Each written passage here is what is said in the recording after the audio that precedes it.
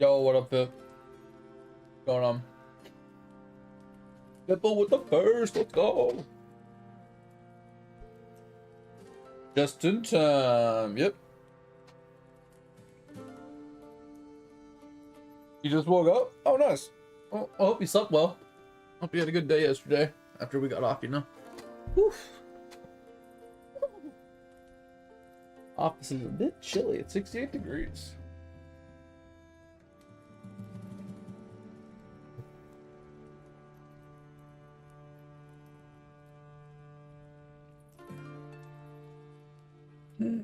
So I'm looking at this. This is the roadmap for Dragon Wilds, right?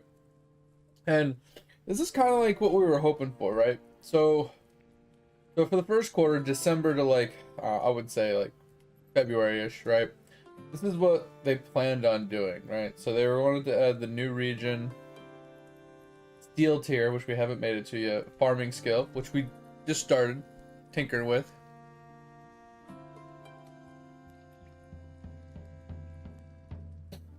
Pausing Quinfall download? Yeah, man, Quinfall's huge.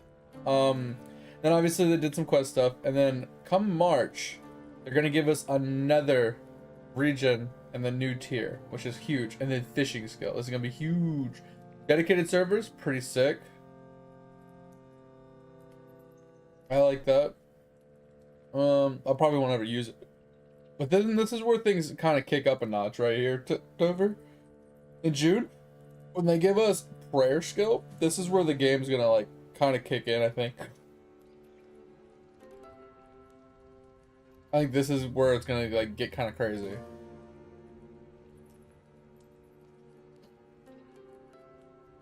But then in September, I don't know what Shadows of Ashenfall is. I'm hoping it's not a paid DLC. If this is a paid DLC, the game is dead to me. Depending on how expensive it is. If it's more than $10, it's dead to me.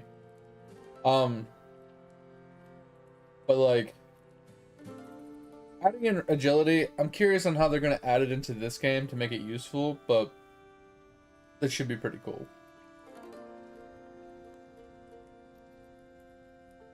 Because if you read these, it says part of early access purchase, part of early access purchase, part of early access purchase, and so on. But this does not say that. So this is what I'm worried about right here specifically.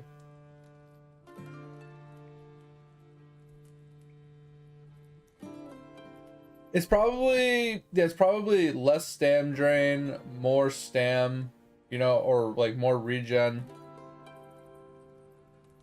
Cause like that's kind of like what it was in like old school, right? Is it's like your stam doesn't drain as fast while you're running, but stam's way more important in this game than that game because it's tied to your combat as well.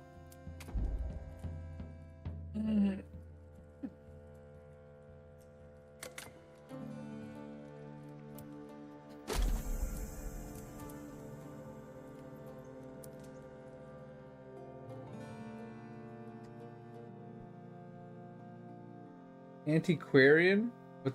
What's that?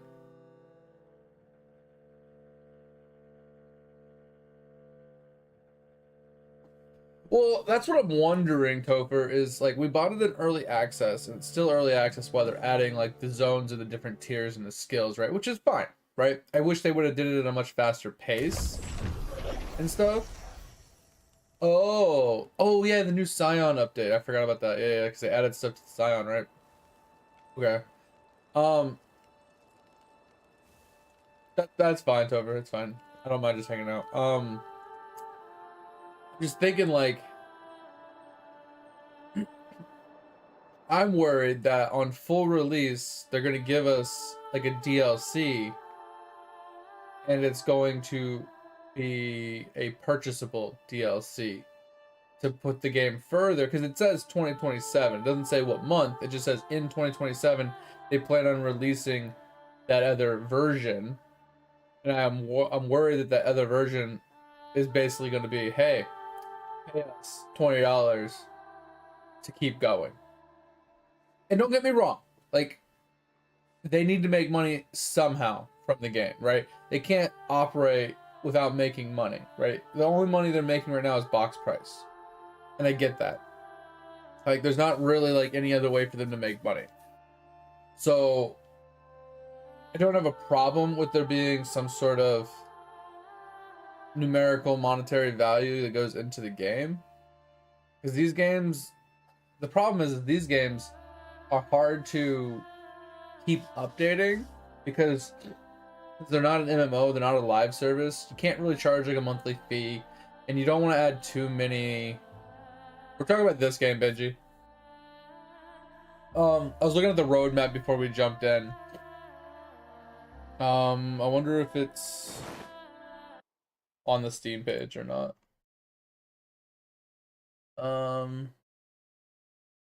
They have the in-game roadmap. Yeah, this. Right. So what we were talking about is this right here, the 2027 Shadows of Ashenfall, specifically. Right? So with a game like this, where it's technically like a single player, right? Kind of online co-op with your friends through Steam. There's no online service to be able to regularly make an income, right? There's not a microtransaction shop to charge for skins and I mean there might be, but like, you know what I'm saying? Like skins and things like that don't really correlate to single player games as well, right? So microtransaction shop doesn't really make sense for a game like this. And memberships don't make sense either. So the only way you make money off of the games like this is DLCs. Adding like kind of like Sims does, right? Where they have like stuff packs and they have like new like things added via DLCs. It's the only way you continue producing content for the games like these and keeping your company afloat. Minecraft makes money lots of different ways. They have servers, they have realms, obviously purchasables and stuff like that.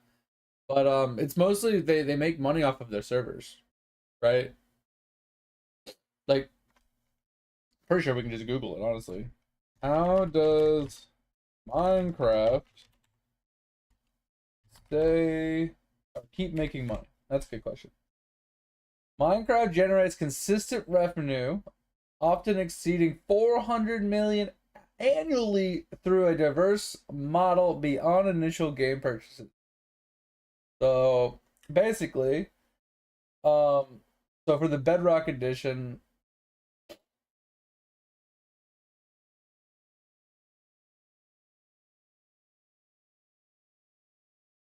I don't understand how this works.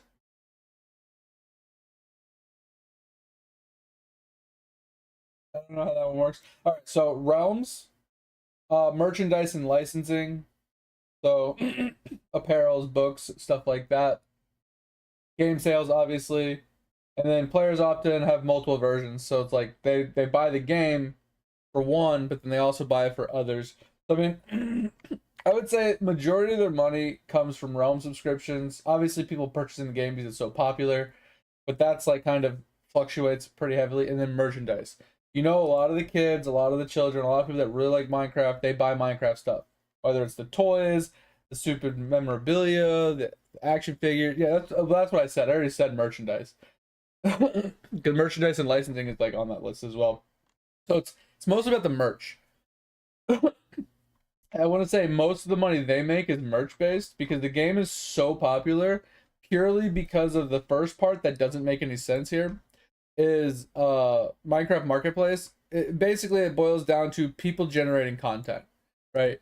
So they make money based off of content being generated and people creating mods and stuff, you know, packs and stuff like that for people to replay the game multiple different ways and keep people invested and you know interacting into the game, and they kind of pulled in and they pull more people in with these new packs and mods and things like that that typically bring more and more people in, and that's basically how Minecraft sort of survives, right?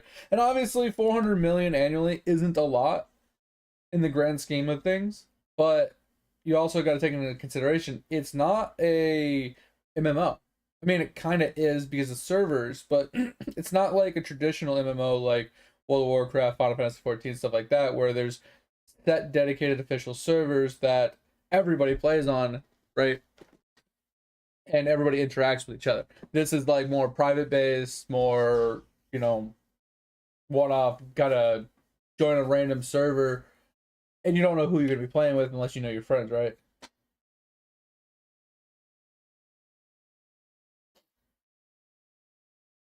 So that's the thing too, Benji, is like Dragon Wilds has no way to make revenue other than the base game sales. It's the same thing with games like Conan Exiles, right? Conan Exiles is the exact same way, right? You buy the game, you play it, Ark Survival, you buy it, you play it, but there's no way to consistently make money unless you add DLCs, right? All of these survival-based single-player online co-op games have the same problem with revenue. Now, if you make the game, release the game, and that's it, you make a good amount of money for the amount it costs you to develop the game and release it for a one purchase time. You know, play the game and just enjoy the game in its core state, just like, you know, Dark Souls and those types of games. You make good money because you don't have to consistently put out new content. You don't have to consistently like update the game. You don't have to run any servers. You don't have to do anything, right? It's just the game is what the game is. But what ends up happening is they try to keep the hype going. They try and keep the game alive. They're constantly like adding stuff to the game, revamping things, nerfing, buffing, changing things, trying to get rid of bugs and glitches. And then, you know, they've started to burn through some of their money, so they need to make more. So they end up eventually making a DLC, right? That's what, like I said, same thing with Ark, right? Ark Survival, right? It ran into the same problem. They were, you know, they needed to make more money, so they ended up adding the DLCs and the soundtracks and things. Obviously, soundtracks are there, but they, you know, they got the different can't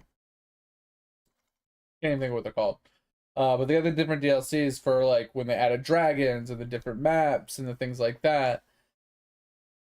That's just the nature of these types of games.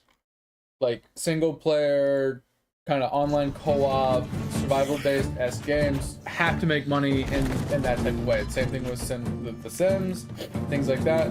You know, in order to progress, in order to okay. Like I said, they have to make money, and the only way that they can reliably make money is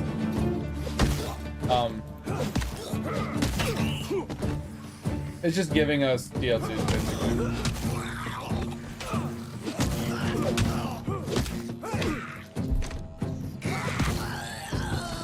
So I wouldn't put it past them to do it. It would be the only logical way to keep the game afloat, keep the game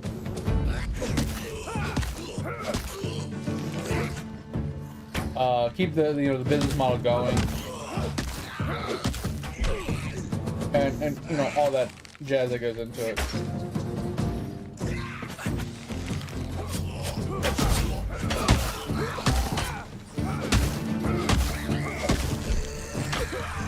Okay, keep running out of stam. I go to dodge, and I don't have any stam. I'm gonna die though. Yeah, my bad. I fucked up. Oh, I was sprinting.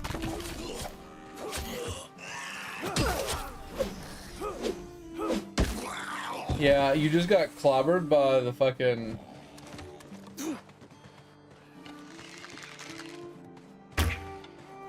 What the... You got clobbered by the power attack. That looked painful.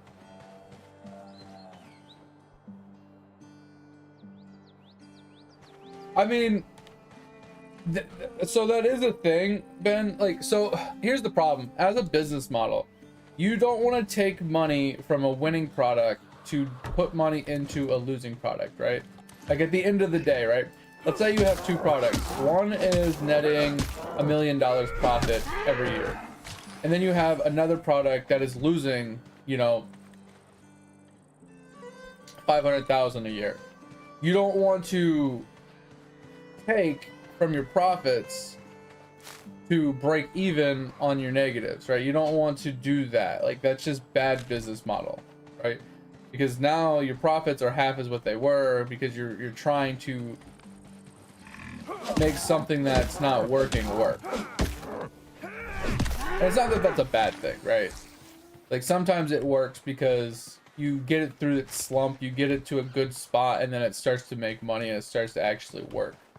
Not saying that that's not a strategy you could use, but it's not the typical strategy that most people would go about using, because it's just, it doesn't make a lot of sense to use your profits to keep something afloat that's hurting you, right?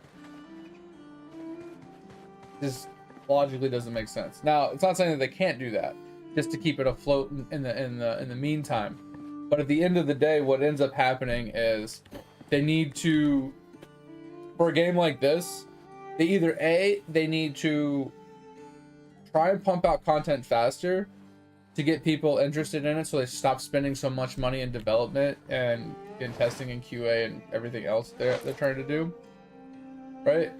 So that's one thing. So they need to get it over and done with. They need to just pump it out, get it out, and that's that kind of thing.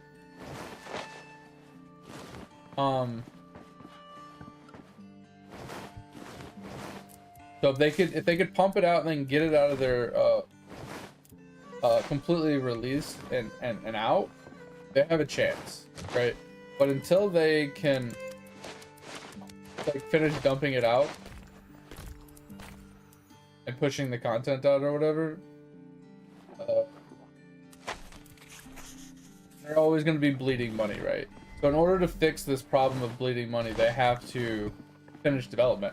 Once they finish development and the only thing they're doing is a small skeleton crew to fix like bugs and stuff as needed, they stand a chance at sustaining the game based off of just game purchases itself. Because it's not that you're gonna have a lot of game purchases like constantly, but you'll have trickle-in effects of like small amounts of game revenue coming in for people purchasing the game months down the line, years down the line. You know, some people trying it out for the first time. You know, things like that. But I wouldn't put it past them to make at least one DLC. Because the game's been out like, what, a little over a year, I think? I don't remember exactly when it came out. And at the end of the day, like, you can't develop indefinitely and keep adding content like this without bringing in more revenue. Like I said, temporarily they can use revenue from other parts of the company. It's just not the best solution at the end of the day. Because let's say you take $1 million from one part of the company to keep another part of the company alive. So in order for the part that you kept alive to actually be worth, that means they have to stay alive long enough to make more than $1 million that you took from the other part of the company to even net a profit. That's like buying a house for $1 million, right? Debt, right? You take a loan for $1 million, you get a house, and you rent that house out to a person, right? And let's say you rent that house out for $5,000 a month, right? That means that you're paying this mortgage based off of the people that are renting it, right? So they're renting it for $5,000, you're paying the mortgage. It's gonna take you years, like 30 plus years, to make your money back. That doesn't make sense. You know what I mean? I mean, it still doesn't make sense even if you were to buy it outright, because that's still, it takes you how many years to make back the money you spent just to start making a profit? It's kind of the same philosophy. All right. Anywho. But yeah, I definitely agree that games that have DLCs do tend to run some people off. Take games like the what's it called? Destiny 2. Every time they put out a new DLC, it's less likely to retain players, right? WoW has the anomaly here, because every time they put out a DLC, they bring people in. It's fucking odd. But like when you have a game where you buy a base game and you're playing it, and then every couple years they give you another DLC, it's kind of acceptable, because it's like buying a brand new game every couple years, but you're playing the same game you love, which is fine. But in a survival based game like this, I feel like if you put out a DLC more often. T6 cog, let's go, Fib. That's crazy.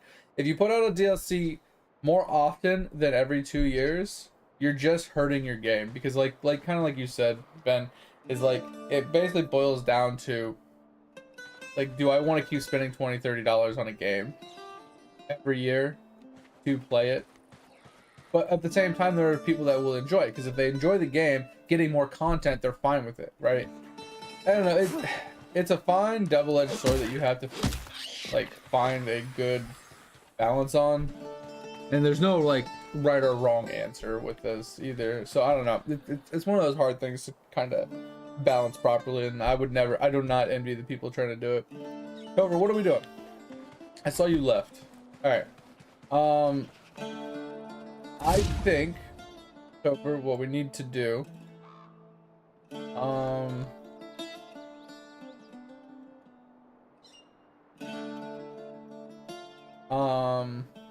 I was losing my train of thought. We need to get more 10 like you're trying to do.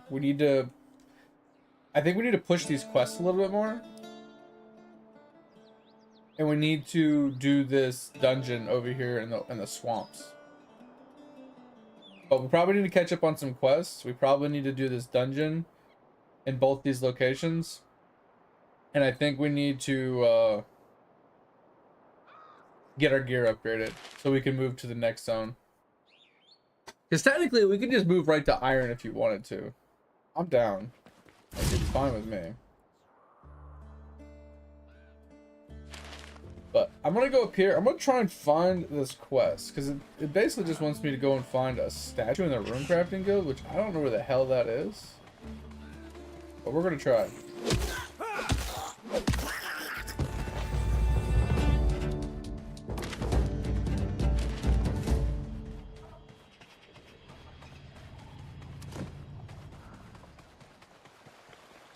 Yeah, some of the tiny cogs can be mental. Question about tiny cogs, Fib. Is there any way to like upgrade bad ones, like T1s into T2s or anything like that? Or is it just like luck of the draw? You're like stuck with what you get kind of thing.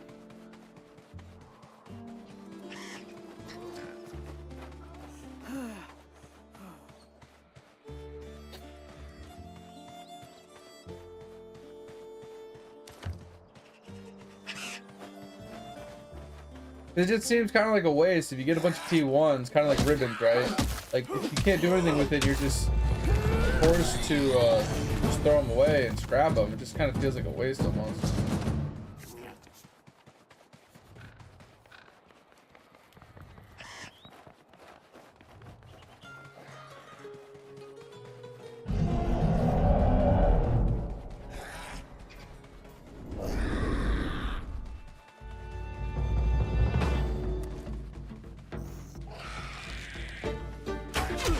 Oh, that's not good. I didn't realize there was a bow there.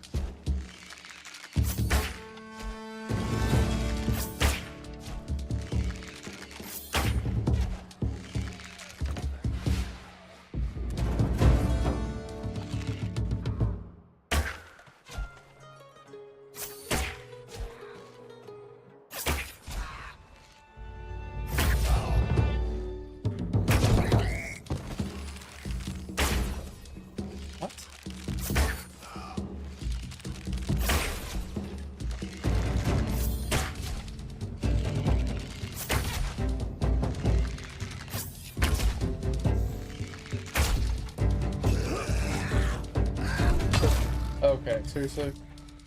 Fucking tree.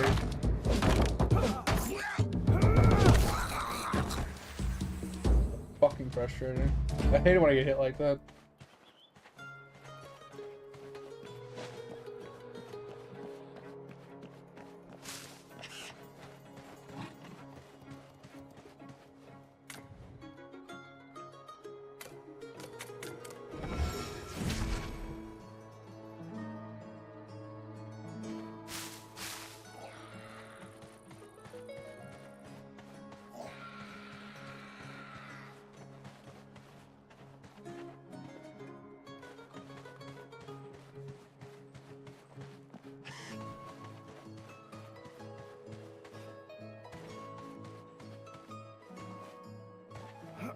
Dude, the fucking movement! Please work! Yep. Holy fuck! Jump! Oh my god. For the love of God. This game! Just jump!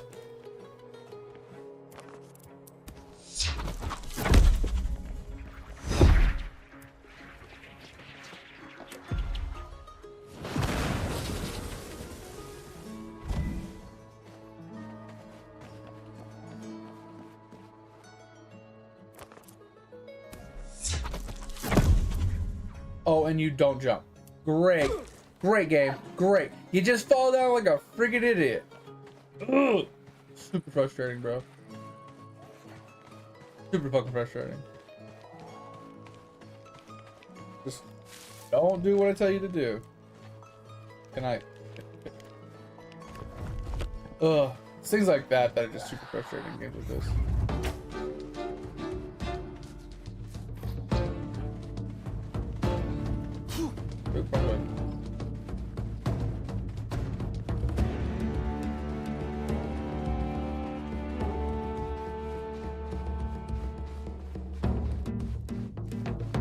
We're going back up.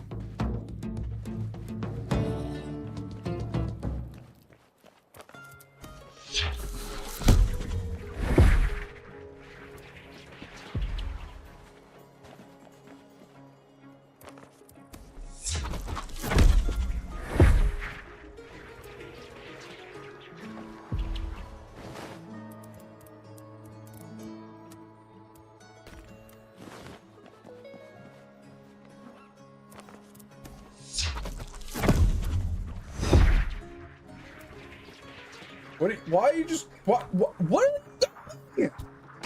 oh my fucking god, game. I'm getting pissed. It does not react the way I'm telling it to at fucking all, dude. I'm gonna fucking lose my fucking mind. Alright, let's see if we can jump up here. Dude, the jumping in this game is fucking dreadful.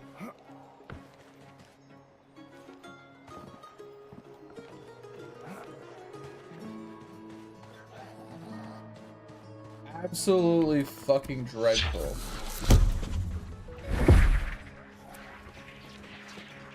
Okay. Alright. Officially fucking hate the jumping in this game. Okay. Holy fucking god, stop sprinting. I let go of ship like a million miles away. Oh, I'm getting so annoyed tonight. Yo, what up, mate? How's life going, man? Appreciate you stopping on in. Getting super aggro tonight. Like, every little thing's pissed me off. Like, that little bump is just ridiculous. Like,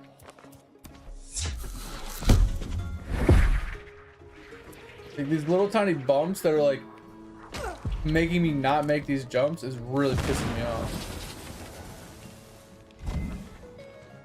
Now, how do I get that? I don't think I can make that jump.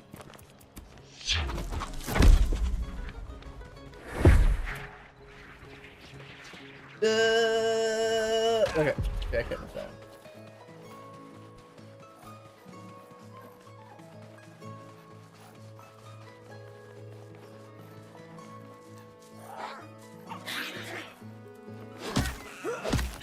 What are you talking about?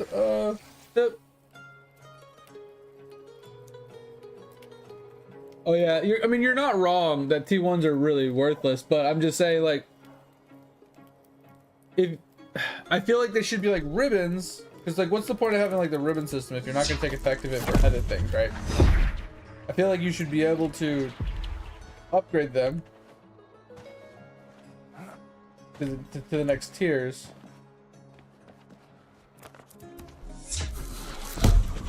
So you can actually get better, you know, hogs over time. I think I have to just try and eat this bitch.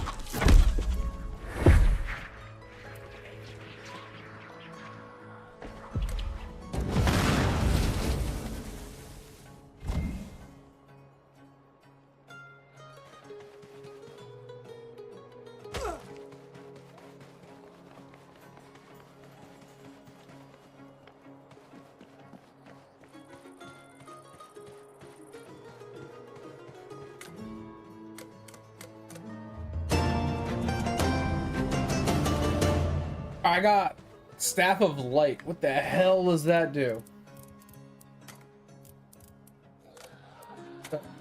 Bell?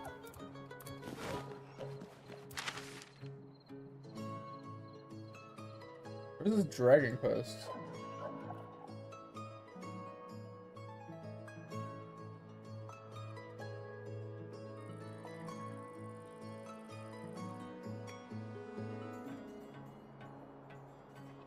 Who's Velgar?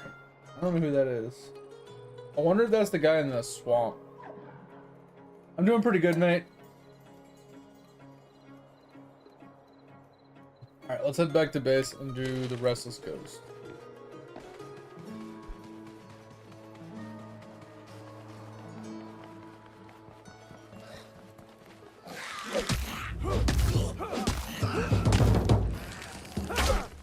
Ouch. Thought if I just backed off, I'd be able to just re-attack him. But I guess he just insta-shot.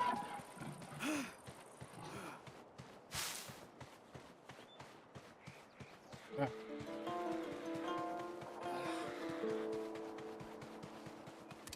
Yeah, Dover, it looks like to do one of the quests, we need to find a guy called General Valgar.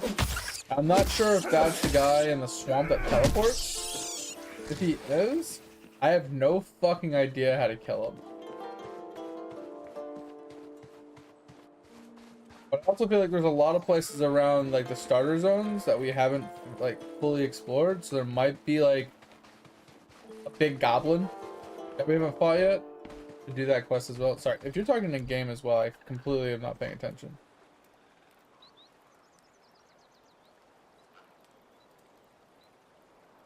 I hate that I can't scroll down to see like what you typed below. It's pretty frustrating.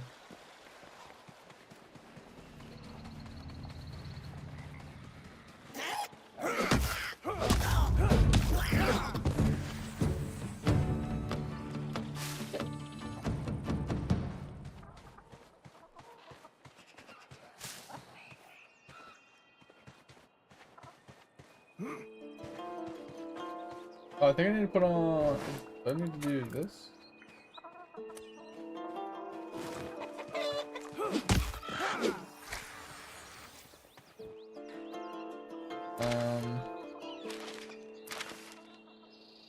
Search for purpose.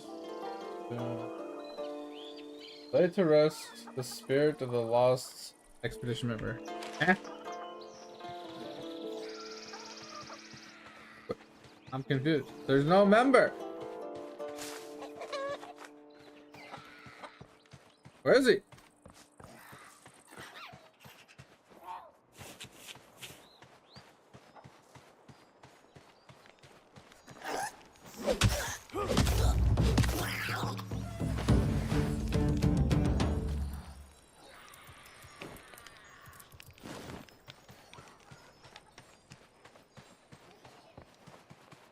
Have you done this quest yet, Tover?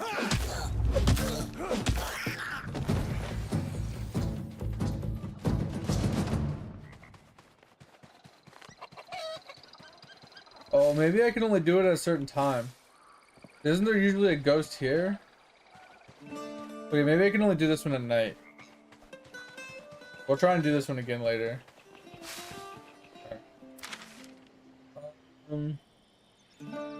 Alright.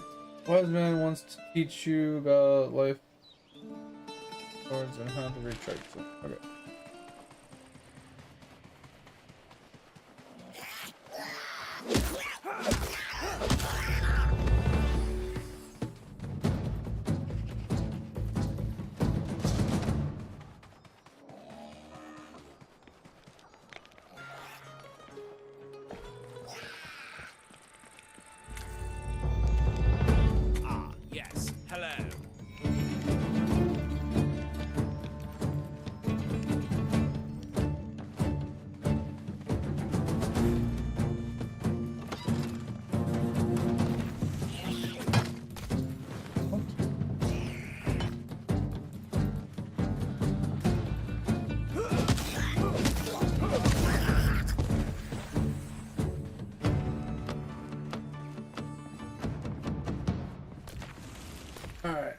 Grab. Whatever.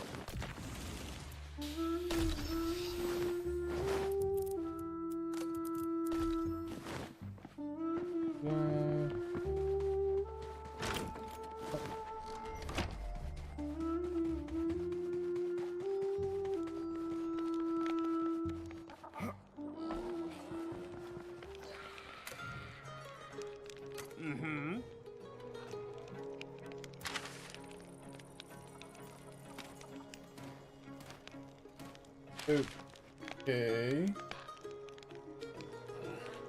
Do I just use it?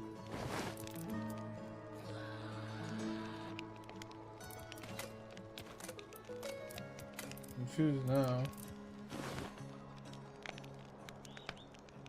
Huh?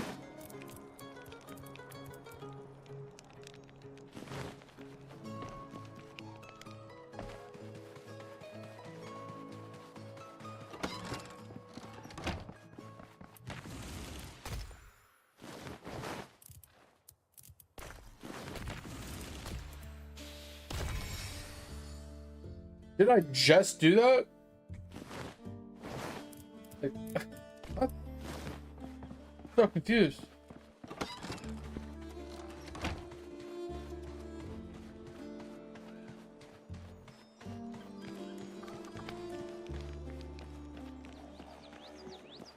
Oh, so they okay.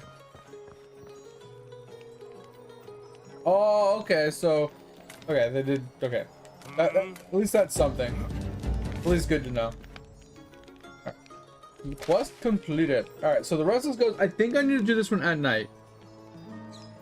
And then I don't know how to do the Dragon Slayer one. It's either A, we haven't gotten to it yet, or B, it's not showing us because it says General Velgar.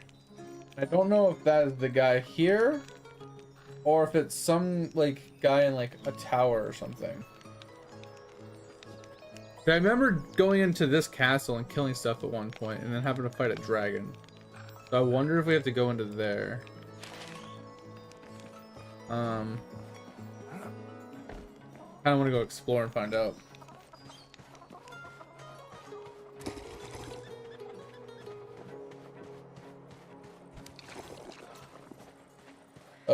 Yeah, Topher, let me know if you want to go and explore these few areas and see if you want to try and complete these quests.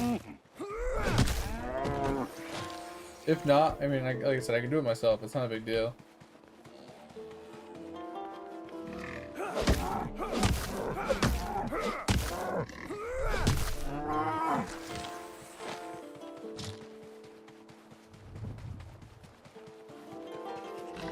Hey, you almost got a Bill Nuggy? Let's go. Wait, what should be easy with Gmush farming?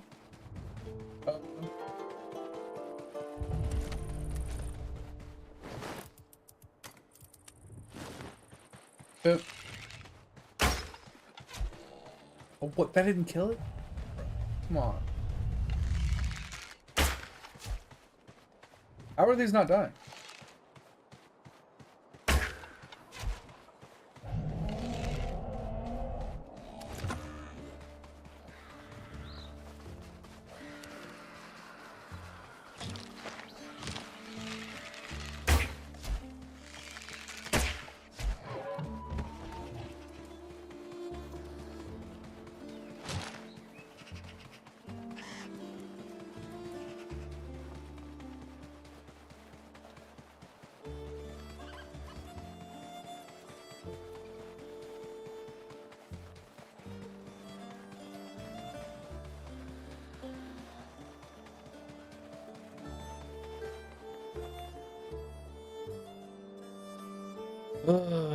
There's a bunch of cows here, which is fine.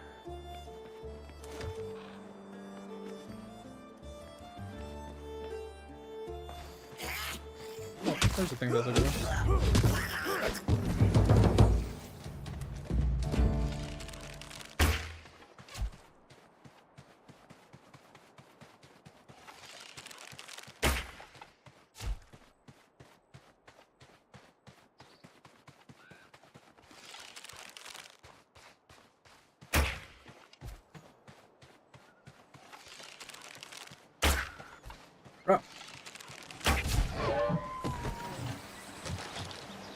I just need to use fanged arrows to one-shot him.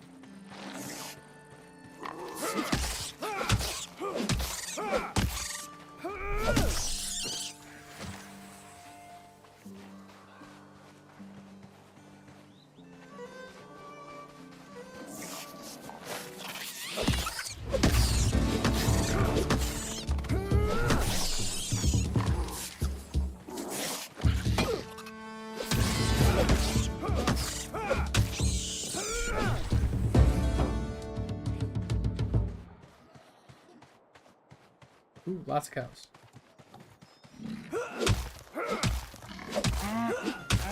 Oh, you find the dragon fucking with you? It's crazy that I can hear the dragon all the way over here, even though he's not impacting me. Kind of crazy.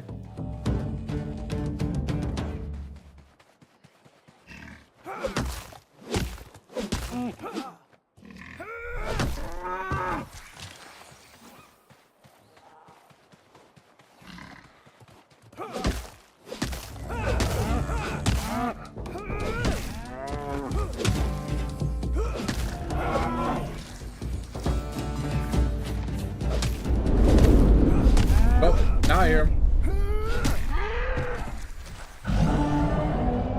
I think I pissed him off now.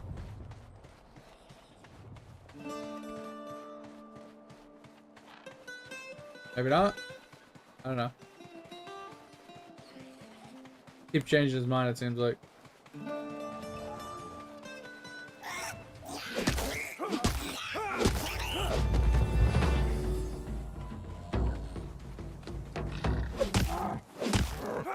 I need to find a good way to get feathers, Topher.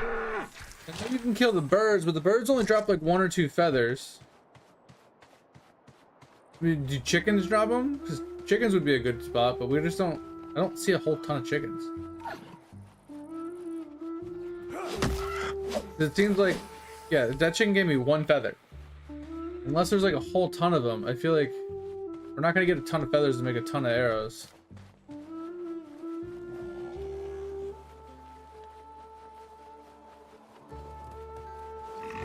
We're just trying to find a way to kill the deer easily without having to use a fang. I don't want to have to use. I don't want to have to use fanged arrows to kill him in one shot.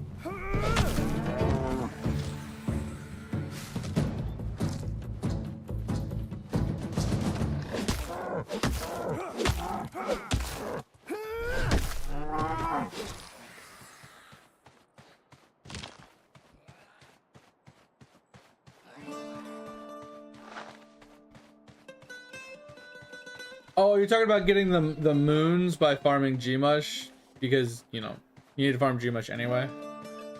I think I know what you're saying. Yeah.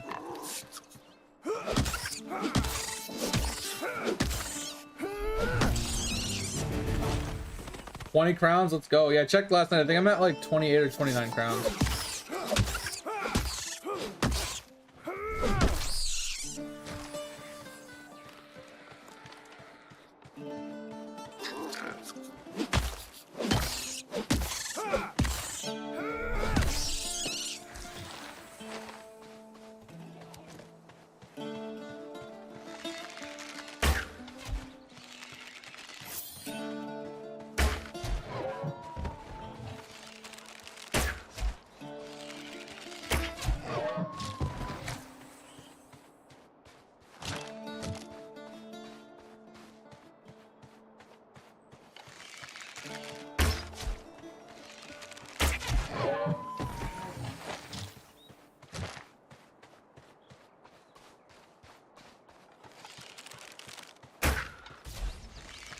There we go.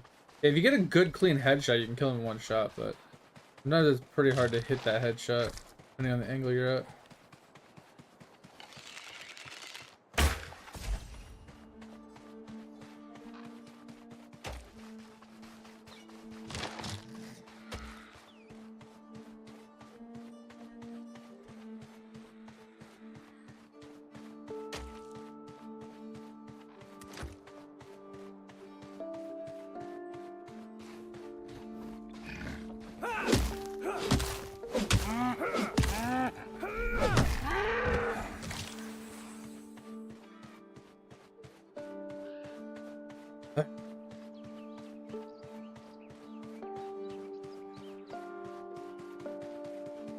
Yeah, I need to work on getting more feathers, I guess, so I can make more arrows.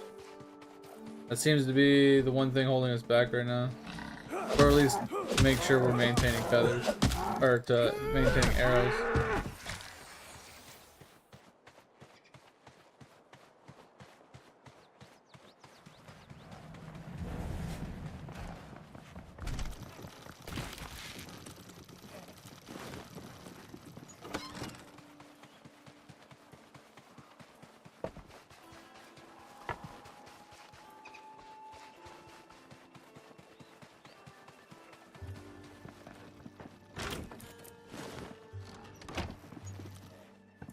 Yo, 15 seconds on pallet? Pretty nice, pretty nice. I think I just broke 11 seconds yesterday.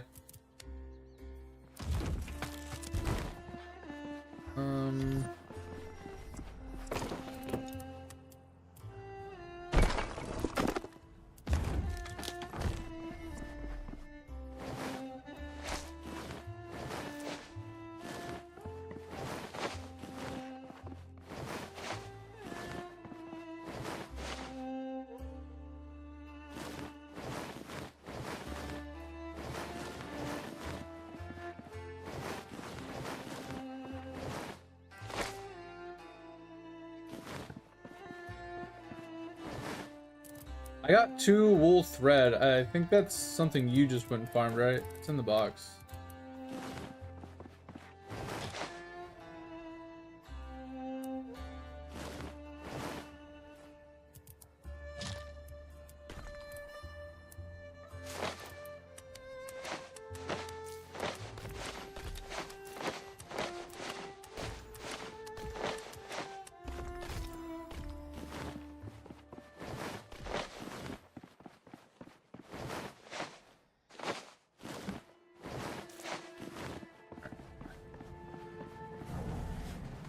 Let's see if we can do this damn quest now. It's almost nighttime.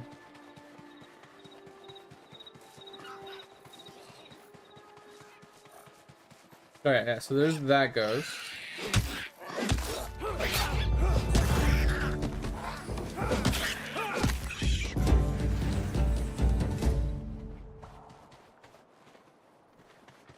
Alright, let's go talk to this ghost. Yeah, because there's this ghost, and it tells you to go over there and do something. Like, I already talked to the well once. I got that ghost speak. Would you like a cup of water? You look thirsty. Alright, find the restless spirit and help them. They only appear at night.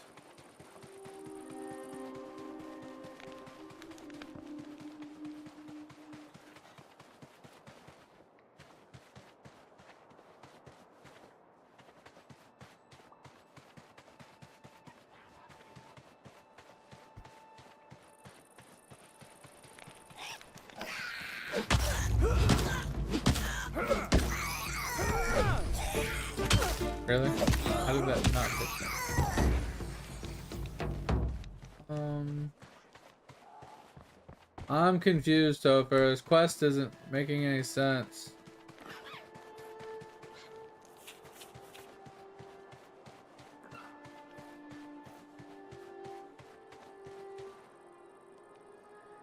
We're going in the quest slot. I mean, I have this. Do I have to like put it somewhere? Like doesn't let me do anything with it. Like, huh?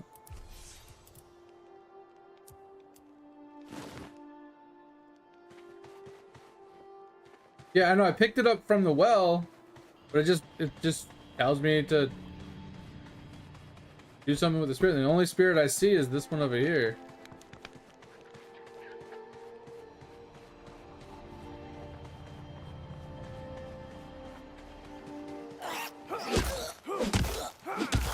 I know like traditional RuneScape, like they're kind of all over the place, but like the map literally tells me it's right there at that well.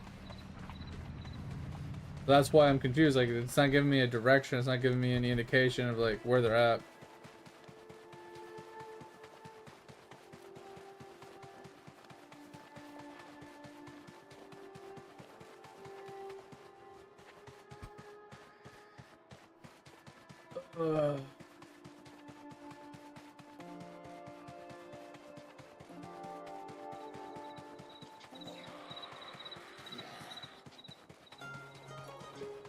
I guess we're just gonna go run around for a minute. Hope for the best.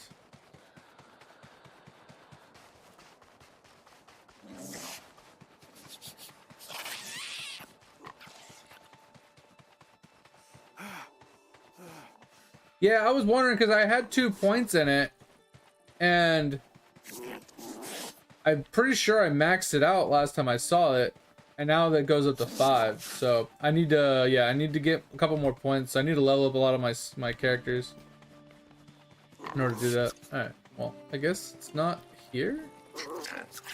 I normally don't like backseating to a point, but yo,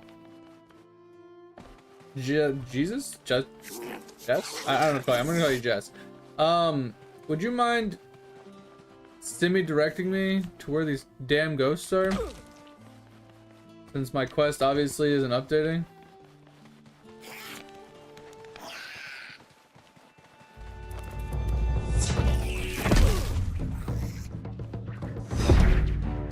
Oh, I think I found one.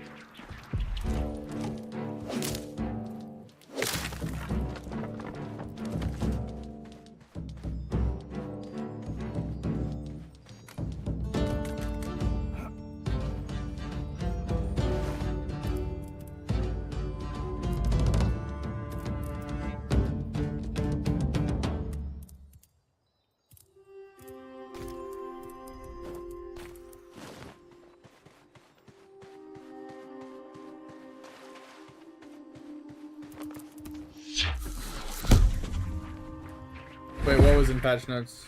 The bug or where the ghosts are?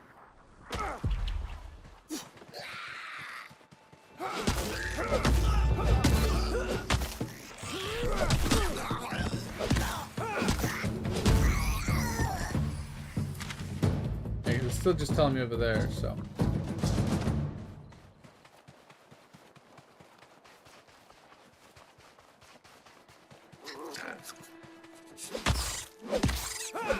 One of the assumes is they low level quests.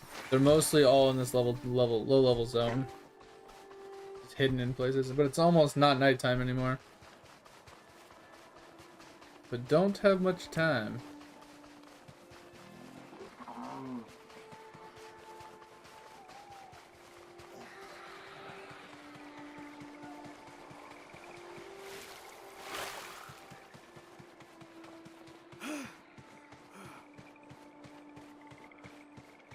Oh, gotcha, mate.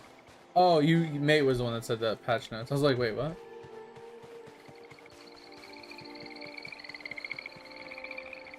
Maybe there's one inside that castle. That would make sense.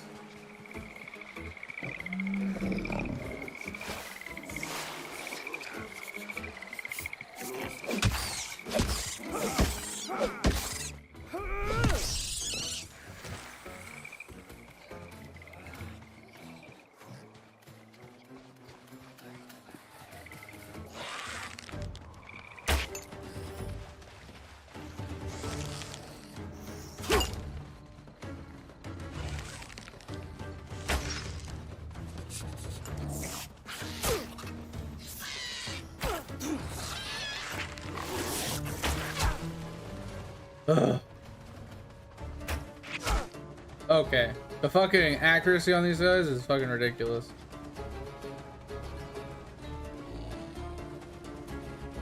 I guess back to base it is. Okay.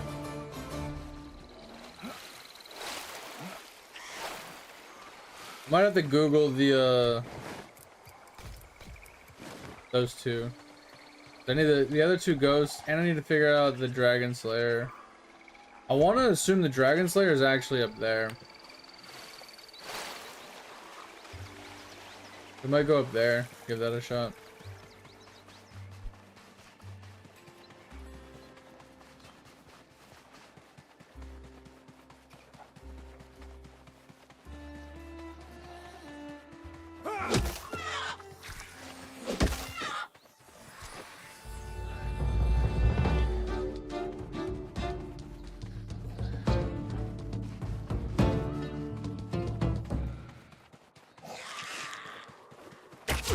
Bro, for the love of God.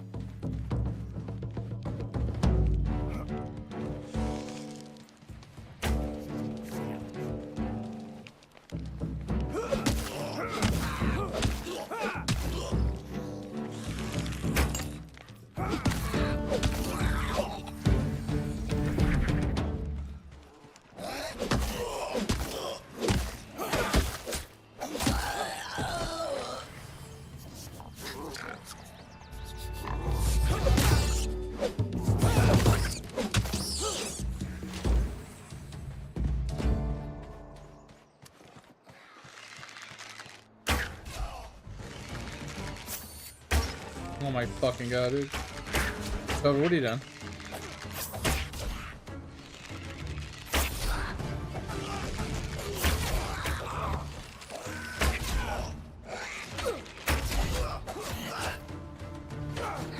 I just see you standing there. I'm like, what is going on? Don't you lagged out?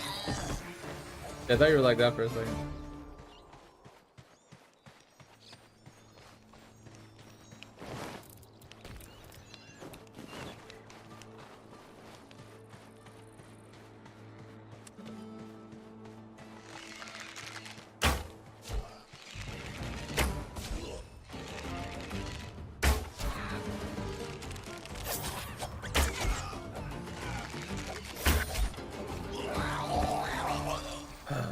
The knockback from your fucking hack and slash. Just why? Why does a dagger have pushback? Like, it just doesn't make any fucking sense.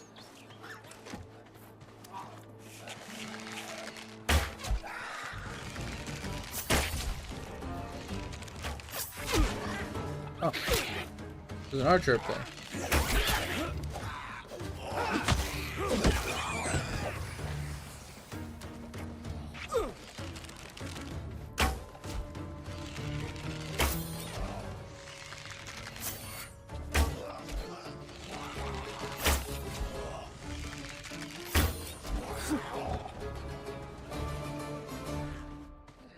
I don't like that I can't see your HP bar either.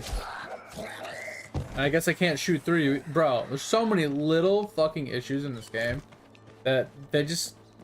And for how good this game is and can be, there's so many small little fucking tedious flaws that just need to be handled.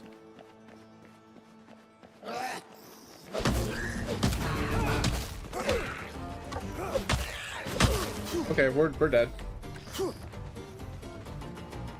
Mob just fucking came in hot from behind me.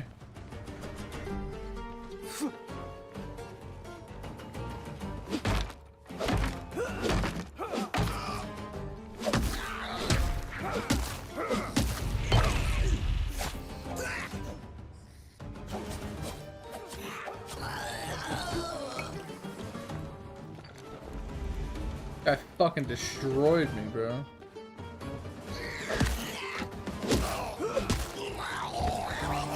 Was not expecting the guy to come from behind me. No, I don't like being carried. I don't like being carried at all. Like, I don't mind a little backseating, like answering my questions. Like when I was looking for those ghosts, like I don't mind like getting an answer like that, but I don't like being carried. I like to like struggle bus and figure it out myself and get my ass kicked for a while.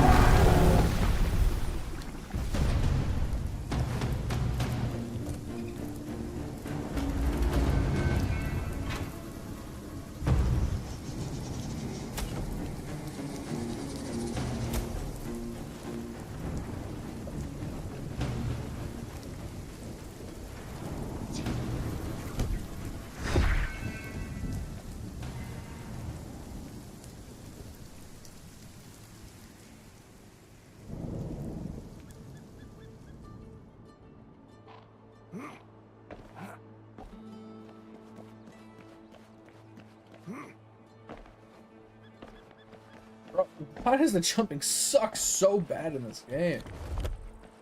Jesus Christ. Alright. That's that part of the quest. Now we need to go to the swamp to investigate some blue flames, it said. I still need to find those 2 ghosts.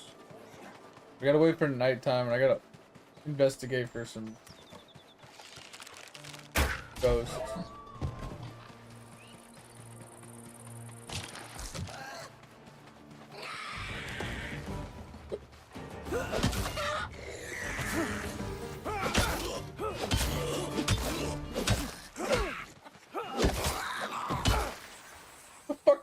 Bro, that is the stupidest glitch in the fucking world.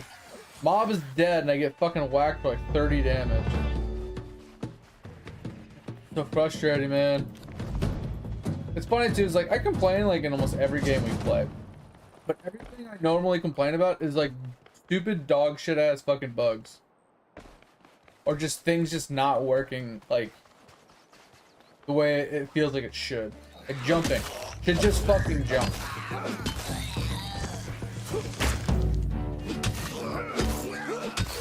I shouldn't like struggle to fucking jump onto a rock. Like just shit like that. Just it's such a tedious, stupid little mechanic that shouldn't be so tedious and annoying. Like if you want your game to be a success, don't put tedious bullshit in your game. It's that fucking simple. Like people don't want to play a game that's tedious.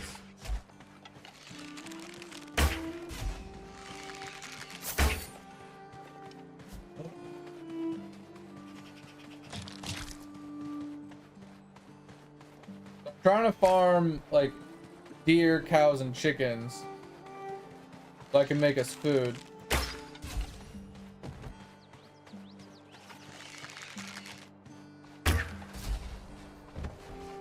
I need the chickens for more arrowheads anyway.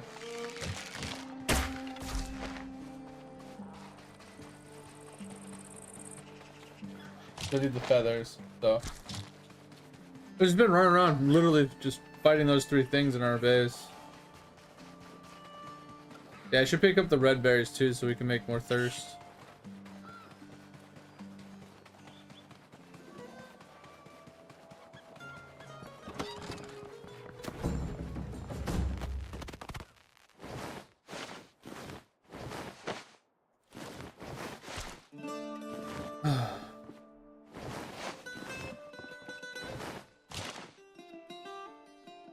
Yeah, because kind of as you can see, I have like a whole ton of fangs in here. We only got 33 feathers.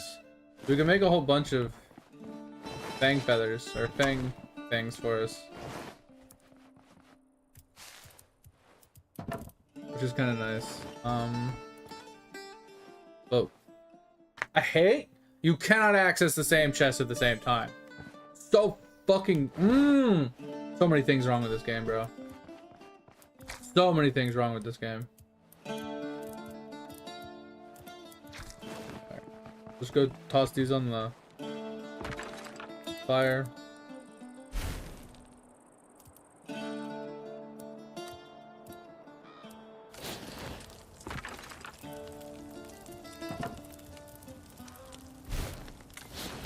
Alright. I'm ready to go.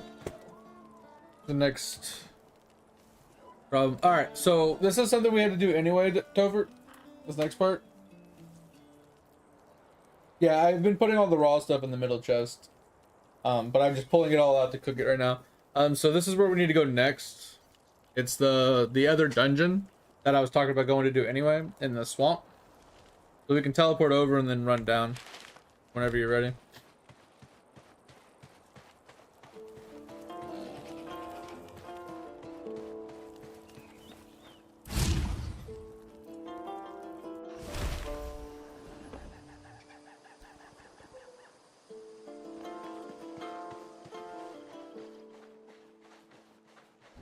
Oh, did we get more cooking? Okay.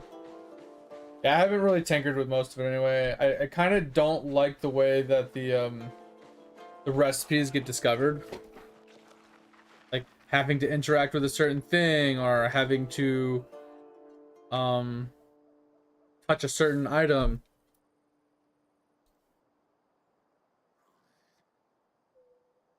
Yeah. So we're gonna need a lot of poison resist for the next zone, Tover.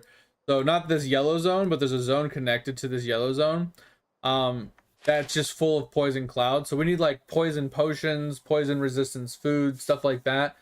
Or we're just gonna die going in there. And that's where I gave up last time, because playing by myself, farming all the materials to make all the poison resist stuff, to then go in there and have to fight mobs to get the ores in the trees was too rough and too tedious for me. So that's why I quit playing last time.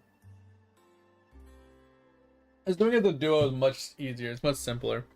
But like I said, we're gonna go and do this quest really quick. The Dragon Slayer quest. Like, that's kind of the goal right now.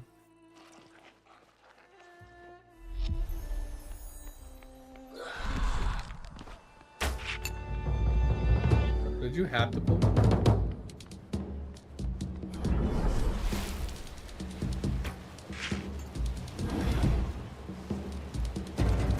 A lot of mobs here.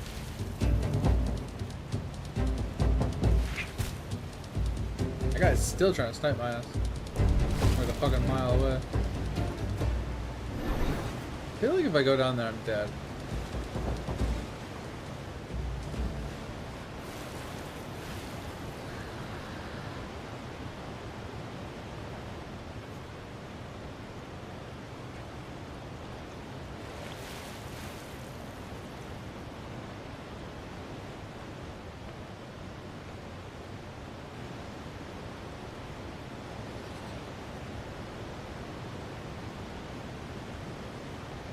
I'm just trying to wait for you, Tover, honestly.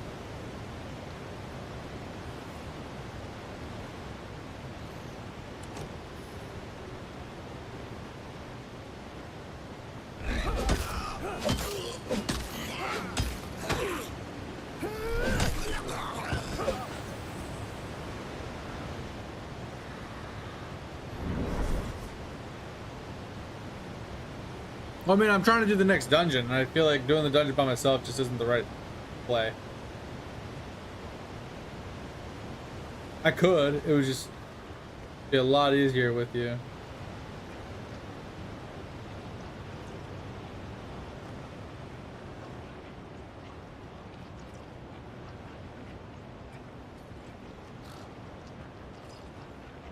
Bro, how does this guy not see me? I'm literally right in front of him.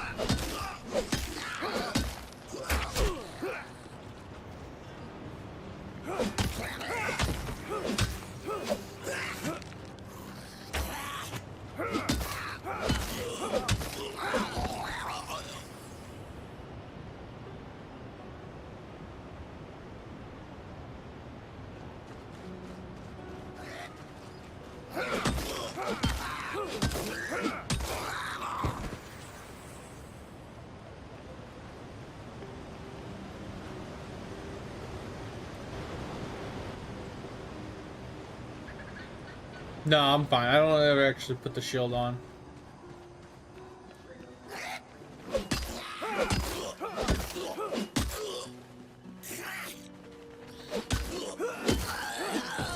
Dodge, please.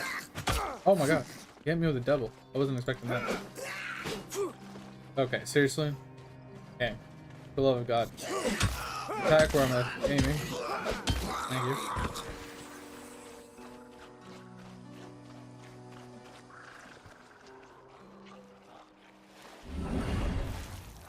I actually love this ability. It's probably one of my most favorite abilities so far. I mean, I move really slow, but I'm super stealthy because I'm, I got the ranged armor on. Like, I'm playing an assassin right now. Things don't see me, but I can see all the mobs. It's already foggy enough here. And that really helped with the boss too. Like, I was able to like highlight the boss and be like, all right, I know where the boss is. Can avoid that guy. Kind of nice.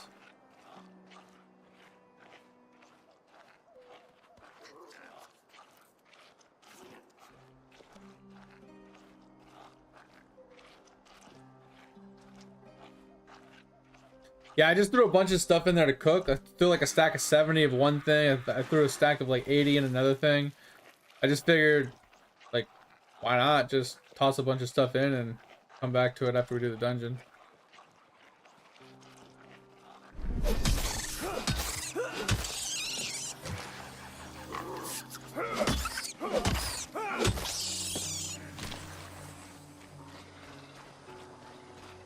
Alright, so according to this, through with the promise of glory, your first challenge is to defeat General...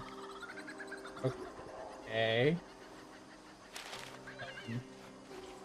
Well, the quest doesn't like updating, so I remember it vaguely saying something along the lines of investigate the blue flame in the swamp or something. And it's telling us to go here, but I don't see no blue flame. Let's just do the dungeon. I'm just gonna assume that's what it means.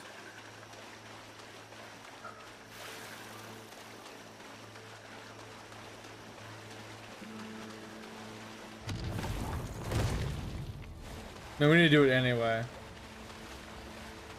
I need to pick up some more arrows soon. I only have 150.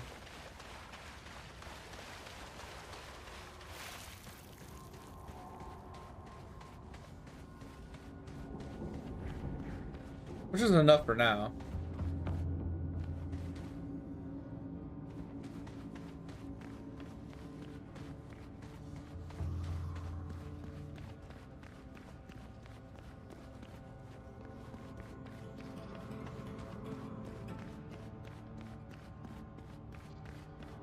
Oh, man.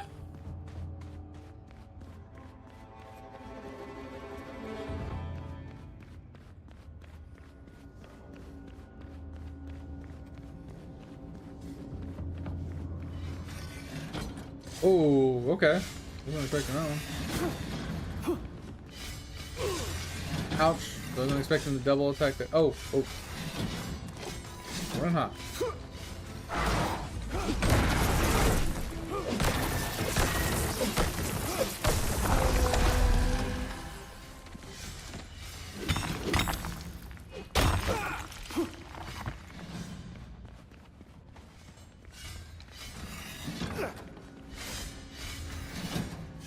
Alright.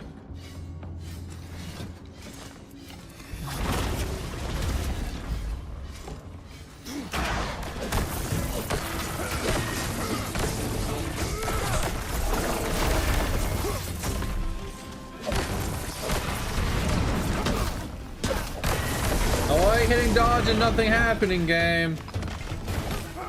Jesus Christ! Dude, why can't I have a game that has responsiveness? That's all I ask for. All I want in a fucking video game is when I hit the dodge button, it fucking dodges. Now, I'm not asking for a lot, I feel like. Jesus fucking Christ. Why is it every single game sucks at responsiveness?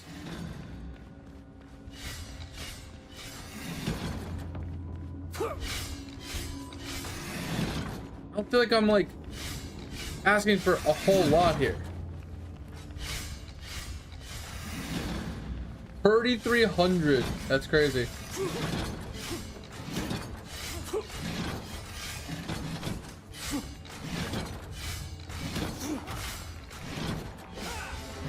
What are you?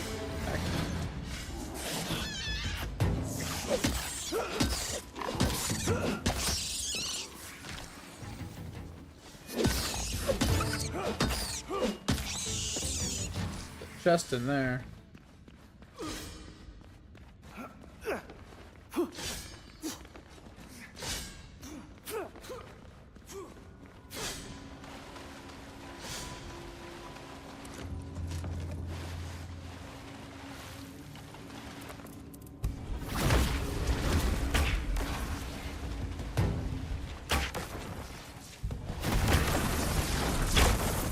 Oh, I can take my bow out.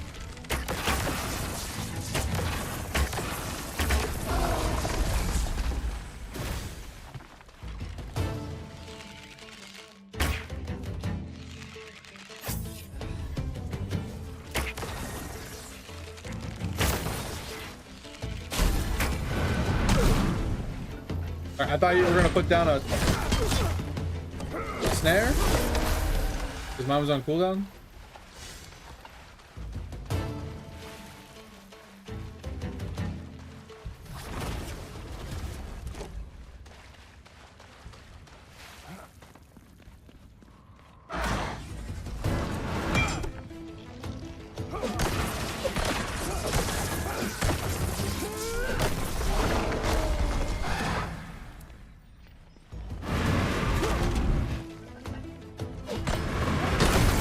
I hit dodge again. Hit dodge again.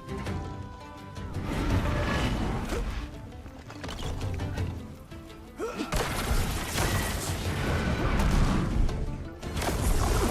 fucking stamina to fight that guy. Spamming dodge roll and he's not doing anything. Really starting to fucking piss me off.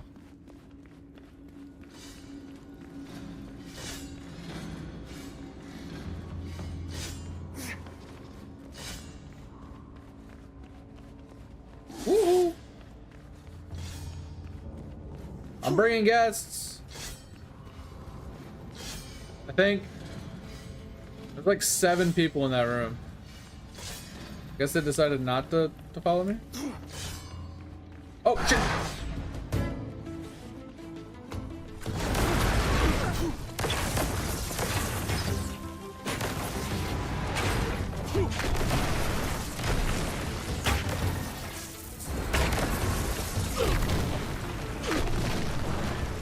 That's cool. Okay, I'm about to uninstall Silver, like straight up.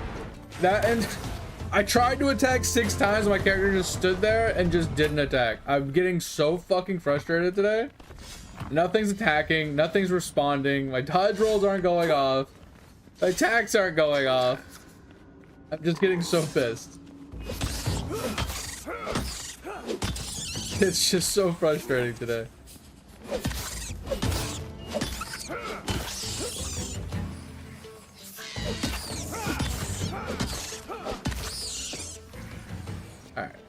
Got one of these. What the? Alright, should we check the other way really quick?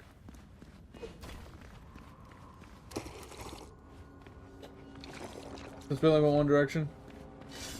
I can go check the other way really quick.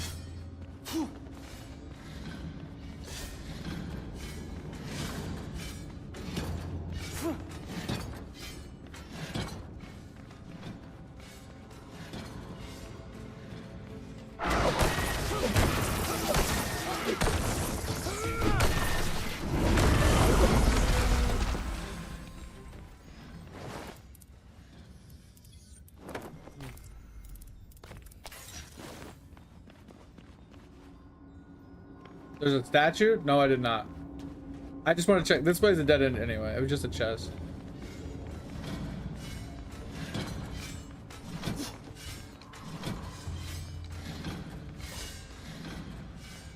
Where do we gotta go anyway? It's not the one across from us. It's either down or up. I don't know. Yeah, grab this thing. I didn't know I had to talk to this. Interacting did nothing. No further secrets for you. I guess you learned it? Oh, it did teach it to me. Okay. I don't think there's anything else here. Yeah, and I went to the other side and there was just a chest with a couple of books in it. Are we either gonna go down or this way? Okay, this is the way we came from. Okay, so we gotta go down.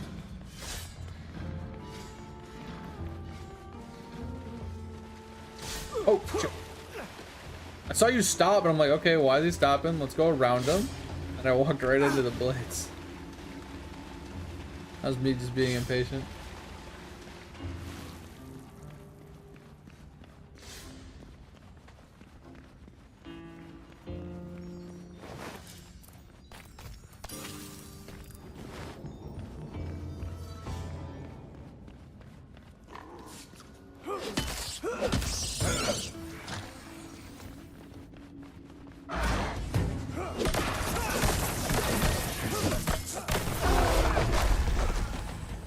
Alright, after we do this, I have to go to the bathroom.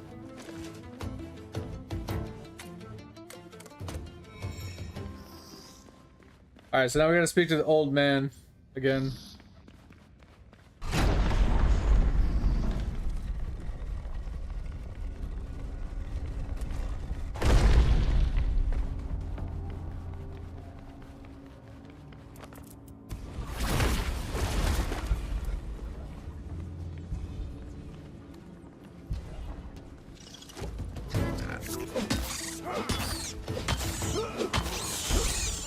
I don't want to use my snare on small ones.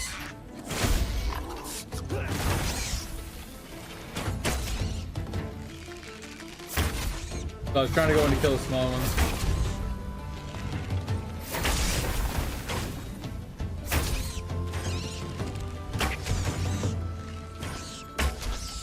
Yeah, I was trying to like go in and kill the small ones so the small ones didn't trigger the trap.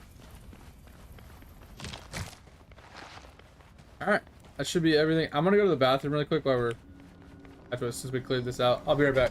Give me a few minutes, guys.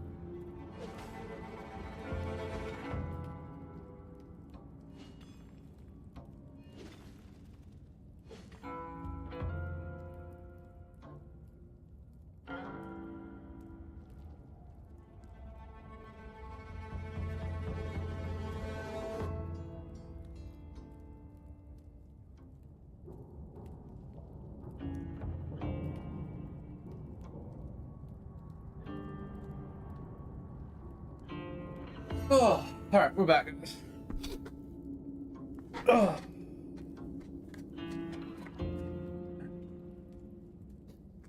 All right, so we got everything. Do they not have a home teleport ability yet? Like, I feel like that's kind of like an oversight.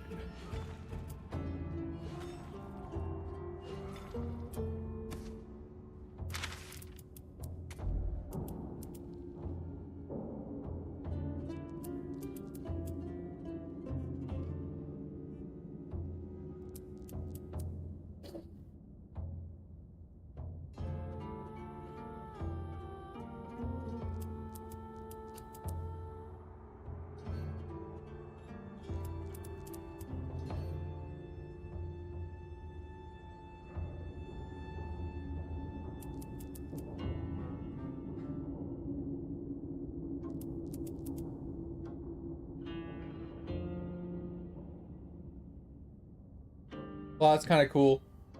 Somewhat like mind control. That's pretty dope.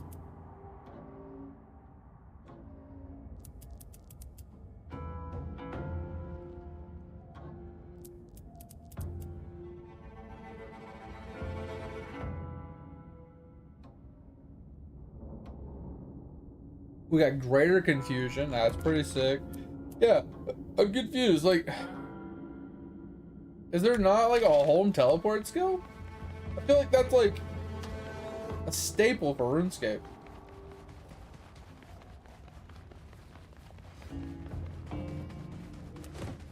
Having like a teleport home button.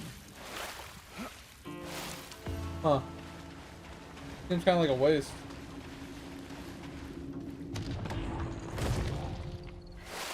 Alright, anyway, well, we did this. Now we just gotta head back to base and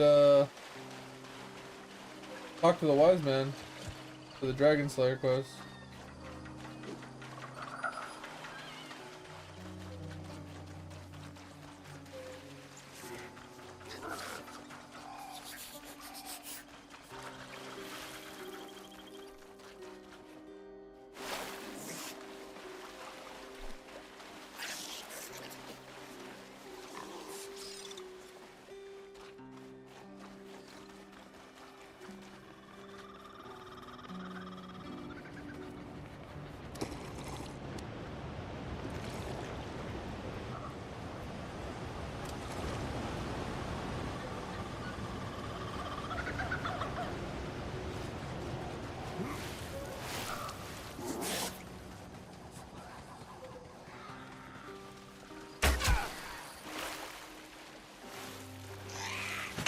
Yep, once again, stuck on fucking nothing. Game is amazing, boys. No flaws. No flaws. Can't, you know, totally stuck in the fucking, in the dirt. Jesus fucking Christ, bro. You good back there, Tovert?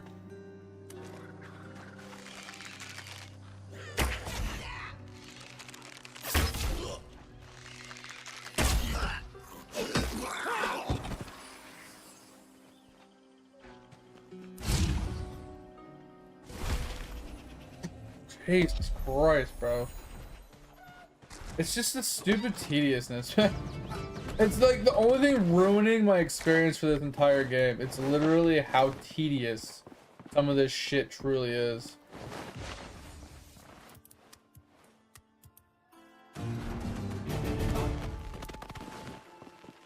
So annoying. It could be so good. But like, I don't know what it is about games, but they're like, hey, why don't we add this really annoying feature? Just to piss everybody off. Like, because that makes sense. We want people mad at us. Like, are you kidding me right now, dude? Just like, god damn.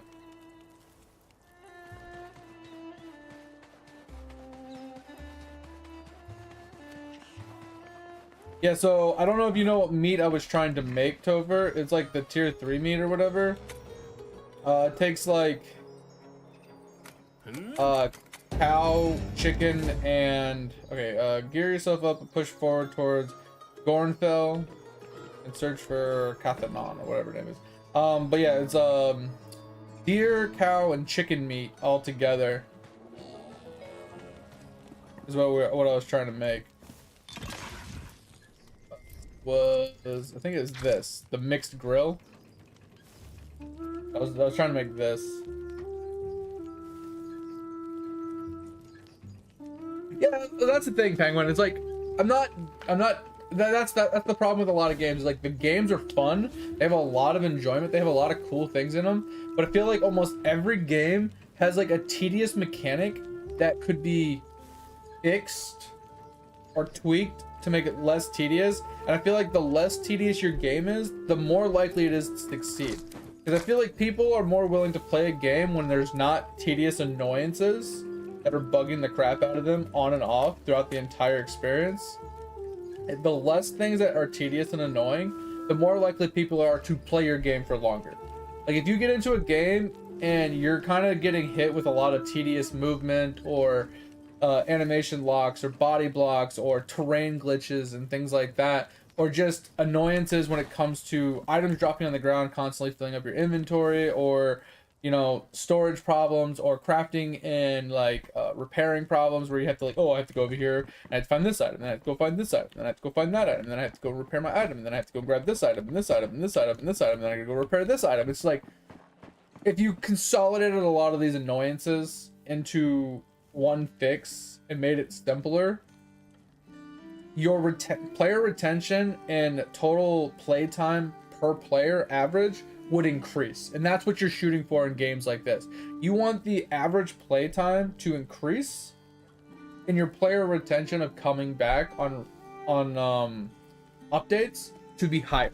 That's all you're trying to do. That is a success in any type of survival game, is every time you push out a new DLC or a new content or something like that, you want to bring those players back, and you want to increase that length, the average length of time that they play it for every single time. And that's all I'm saying. The game is, like, these games have great potential. They're really fun. They're great. I get bored of these games after usually a weekend or two, right? I played this game on original release when it had no skills, no nothing, barely anything to offer, right? And we got to iron armor and stuff like that. We're like, all right, that was cool, and I haven't played it since. And yesterday and today are the first day we've been back since release, so it's been almost a year probably. And it's been fun, but once again, they still haven't tweaked out or ironed out any of these stupid, just tedious issues. That's my only problem. Also, thank you for the follow. I appreciate you. Like, I had the same problem with Conan Exiles. I had the same problem with Ark Survival, and a few of the other ones that I've played. But usually those games have less tediousness. Like, take Ark, for example. When you craft something in a bench, it stays in the bench. That's one irritation just gone.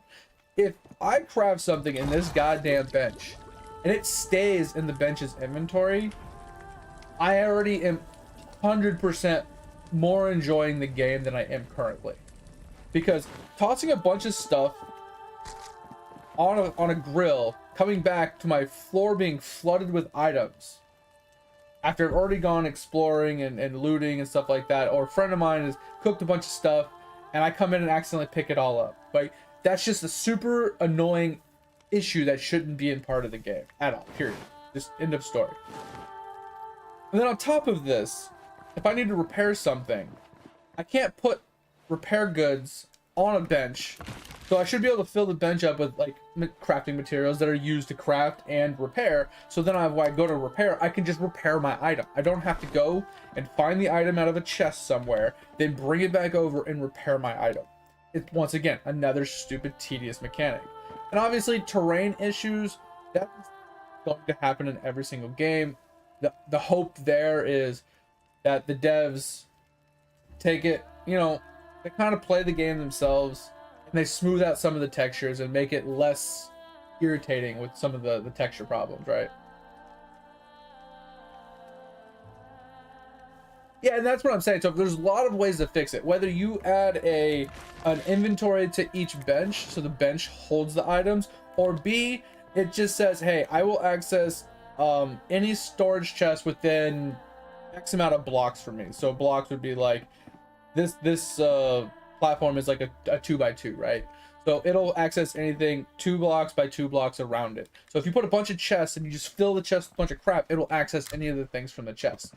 Now maybe it doesn't do that originally, but maybe you get like kind of like what the tannery has, the tannery kit. Maybe there's like an advanced kit that you can attach to the benches that that adds the, hey, we'll access storage from up to 2 blocks away.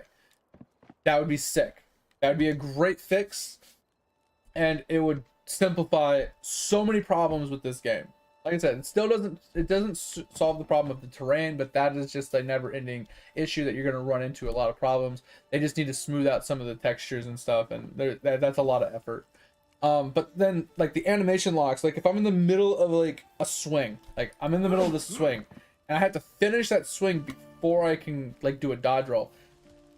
I feel like in most games that have a dodge mechanic or a block mechanic in general, you should be able to interrupt whatever you're doing with a dodge or a block. Because when you're playing like a free combat style like that, it's about reaction time. It's about reacting to what is happening in that second. And if you have an animation that is 2 seconds long, you cannot react to most things, because most things have like attack faster than that.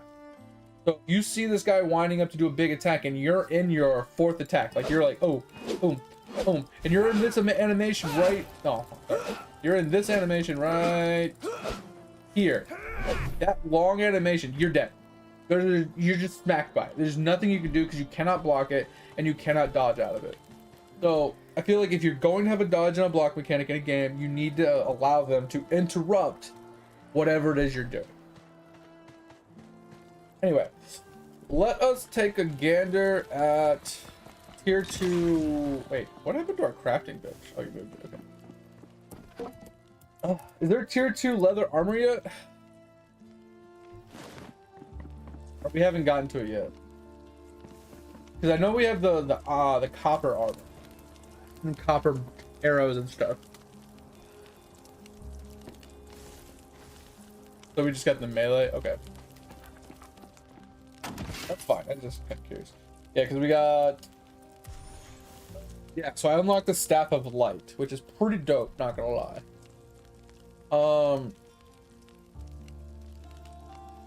Don't know how to get most of those, but that seems a little expensive. We unlocked the anti-dragon shield.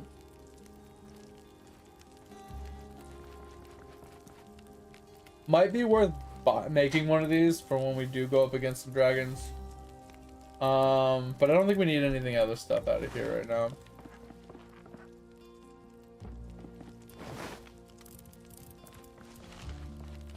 Alright. You wanna start heading over and working on the next zone? So, yeah, we gotta go to Fractured Plains. We have the dungeon to clear there.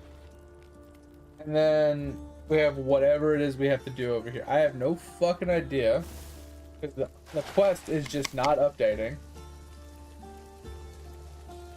I just know it said we had to gear up and we had to head to the Fractured Plains. All I remember.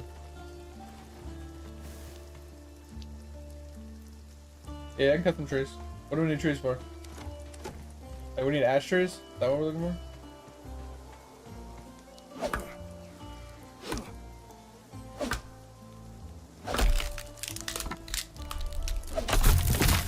Okay, I got you. You need just logs, okay. I wonder if oak logs provide longer cook duration than ash logs. I'm kind of curious about that. Can I move? Once again, animation bullshit. Wait, what skill is that?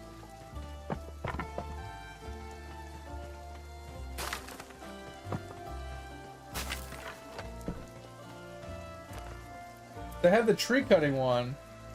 Oh, is it this? No, that's bone. That's barks to bones. Which one did you just use?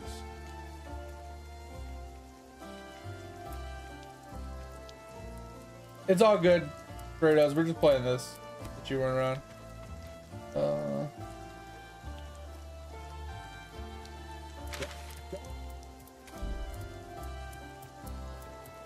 Oh, I don't have it. It's 27. Okay. I can cut them down. I just don't have the... Let's see if we can get a bunch of trees together so you can do that.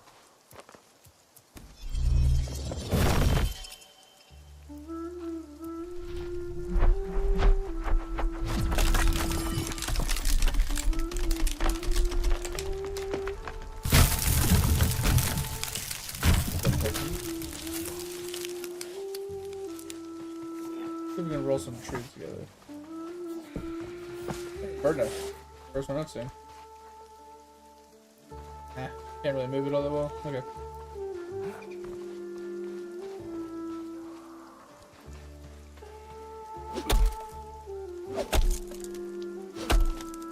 Yeah, I was gonna push them together, but they don't seem to want to move very much. Yeah, I mean, have you ever played RuneScape, Burritos?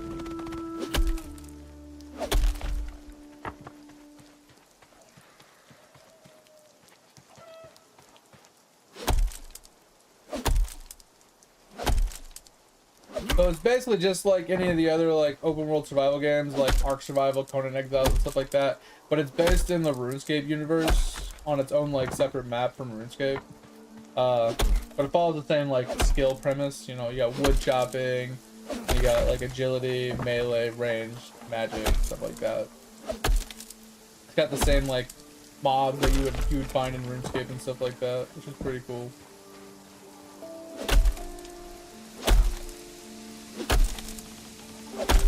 And then they have like similar quest lines, which is also really cool. It's like the nostalgic from being a RuneScape player, I guess, mostly.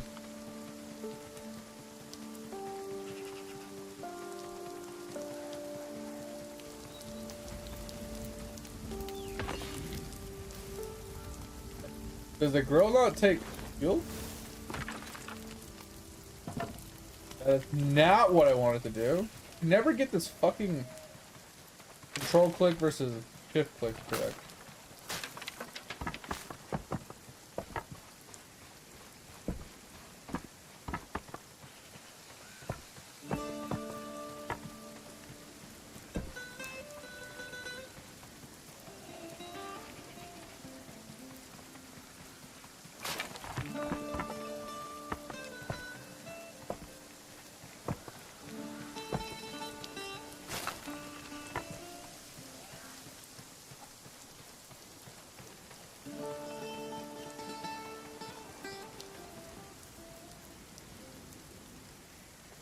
Yeah, well, with the access to the grill didn't show it had a fire requirement, like a fuel requirement.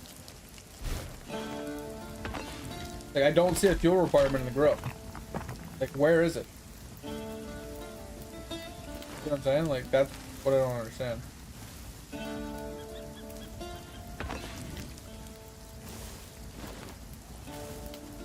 So did you need the wood just to make the grills?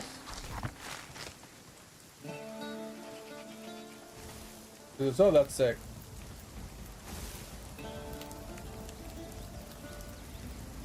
No? Yeah, so, like I said, it's not a game I would ever recommend to people, unless they're nostalgic about RuneScape. Because, it's kind of niche, in my opinion.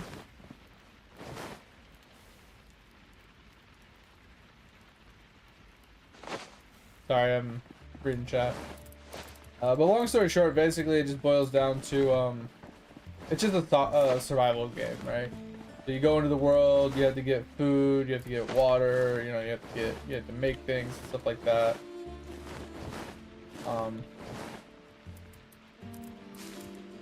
Whatever else, you know, it boils into that. But at a certain point, it's just, there's not much to do, right? Like, we started this yesterday, we played about 4 hours. We didn't make it very far, but, you know, this is zone 1, this is zone 2, we're currently working on zone 3, and then there's zone 4 over here. I think there's zone 5, like, right above it. I don't know if this is a zone yet or not, but just like enshrouded and stuff like that. It's over. I'm ready to move on, whenever you are. We can go get some more, like, tin and copper if you want.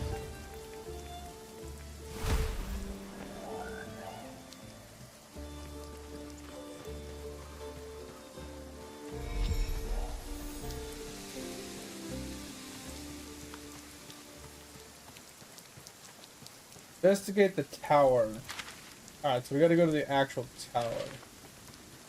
So, I guess we'll grab loot on the way to the tower.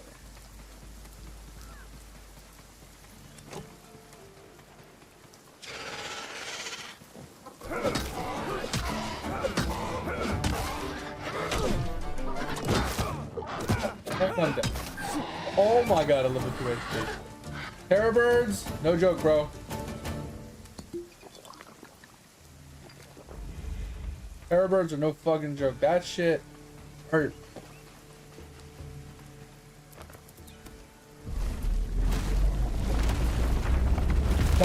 I mean, that's a relative term. I would say it's probably pretty dead.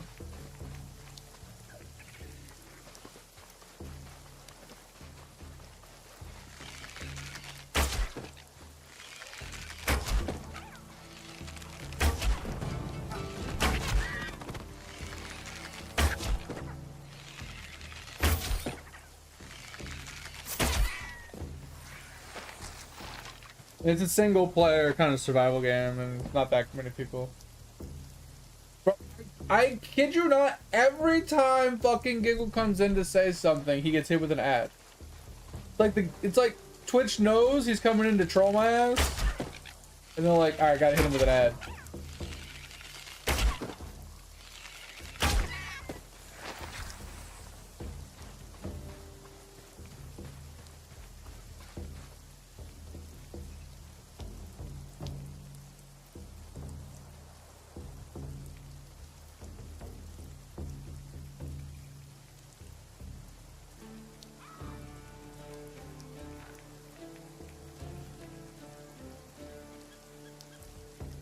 Poppy sound? What are you talking about? Oh, you're talking about like listening to the game sound on both ends? I mean, if you don't want to play, that's fine. I don't mind. Switch over to Project Zomboid. No big deal.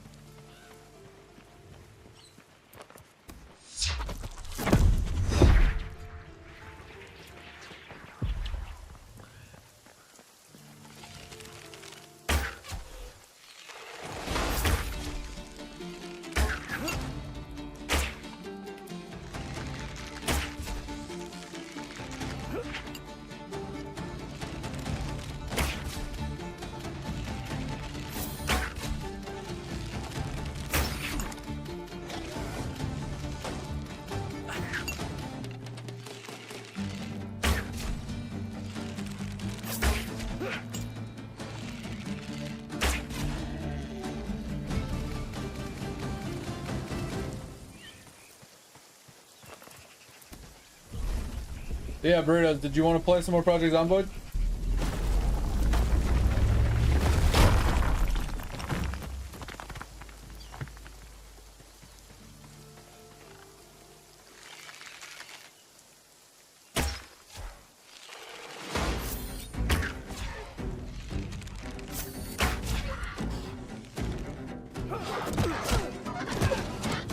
Okay, bro, what? Bullshit was that?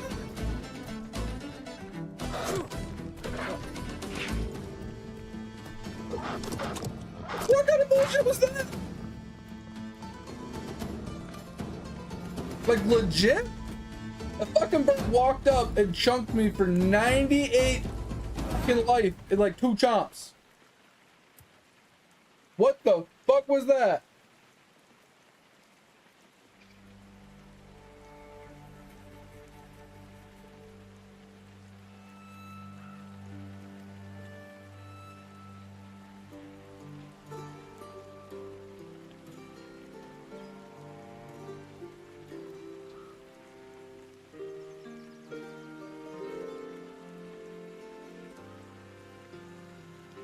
It's like a Rage in Water New World. I know, man. It never fucking fails.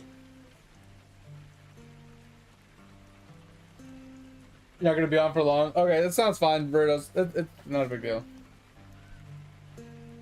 Not all good, Tover. You can go to bed. I don't mind continue playing. Like I said, it's just gonna be a chill day kind of thing, you know. I can't believe that fucking parrot bird almost like fucking one shot, man. That was crazy. Where'd he go?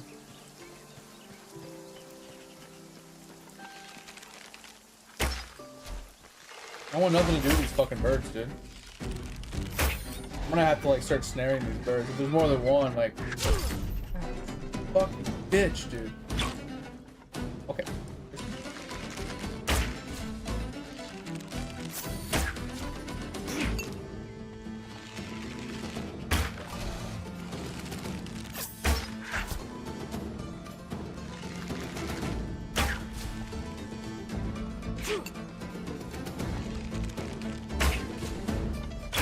What is going on?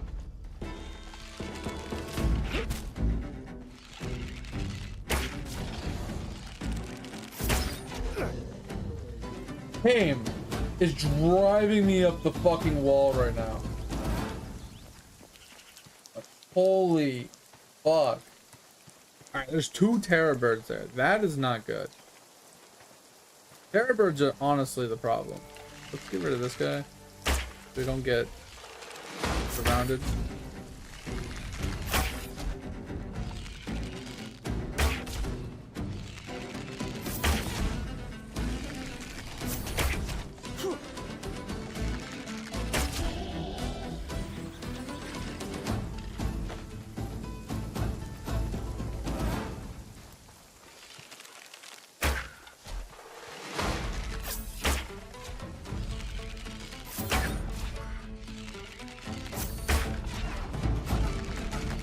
Why this bird's running at a weird ass angle.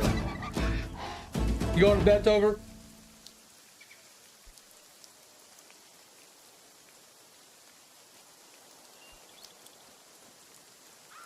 I don't think the monsters will get weaker, but I appreciate you hanging out, Tover. Have a good one, man. Oh, well, whenever you do leave, I appreciate you for hanging out and chilling with us, helping us out.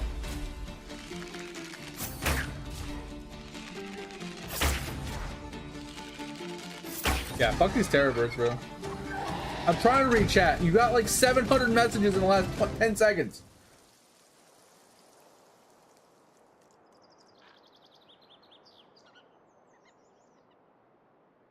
Oh, you left 600 fang arrows. Gotcha.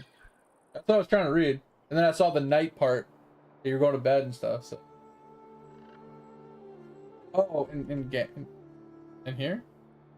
Wait, what?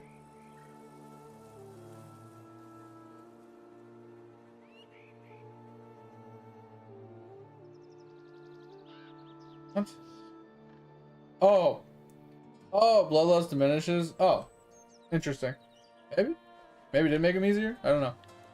Alright. Hold on, guys. I need to go check something real quick. I'll be right back. Give me just a minute. Bro, is there... Am I about to get attacked by a dragon?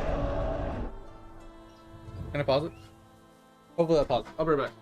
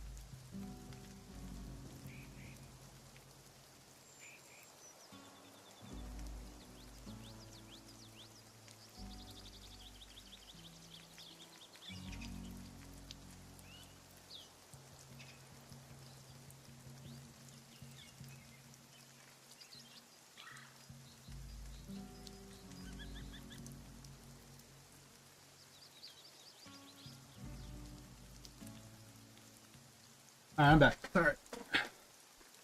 Ready to keep going. Alright. Yeah, thanks for the arrows. Leaving me that before he took off. Alright. Yeah, I don't know. Maybe they do less damage. I don't know. That fucking bird almost fucking destroyed me. I don't know if that was before you left or after you left, but that shit fucking hurt.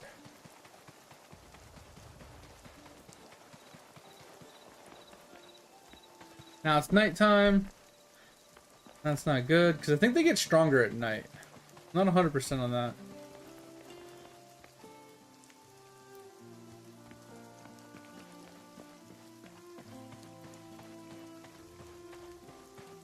Alright.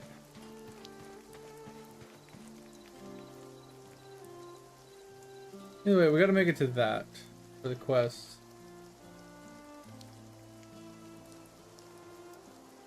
Did the game not pause, Tover? Thought it did. I don't know.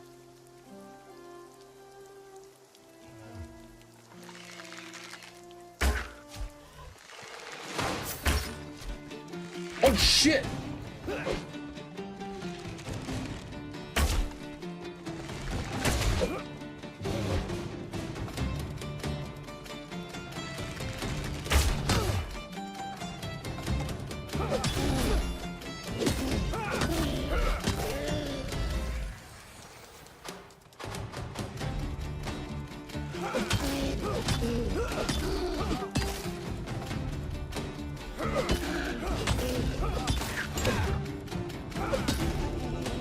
Oh shit!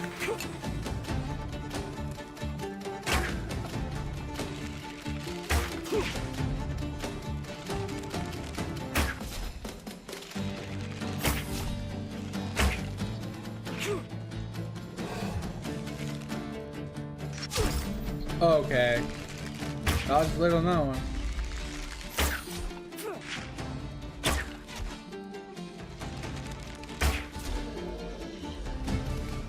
Jesus. Are we struggle busting out here? Are we got a fucking wolf to deal with?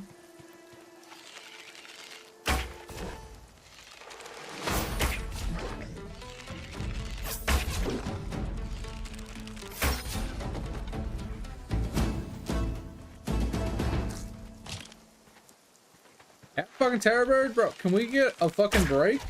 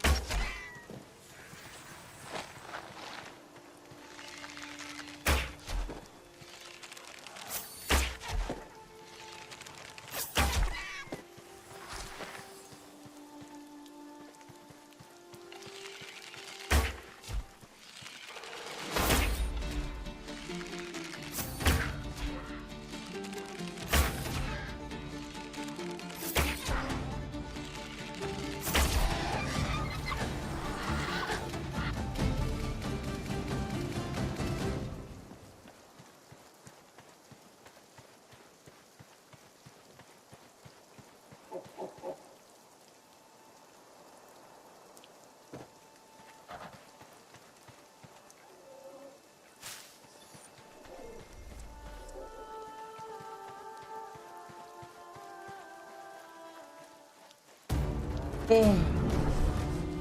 Yeah, I can't wait for the polling. What the? Where the?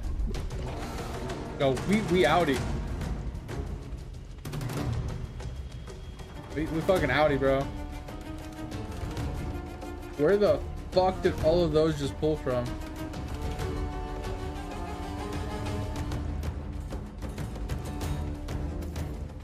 We're fucking struggle busting right now.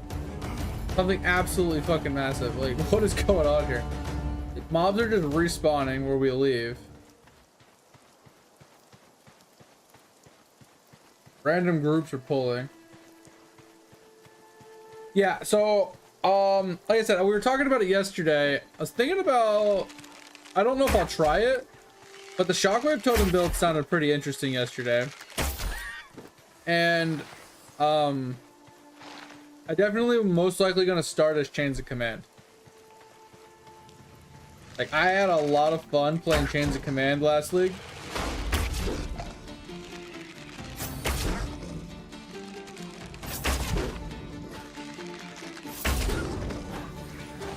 So I'm most likely gonna play that.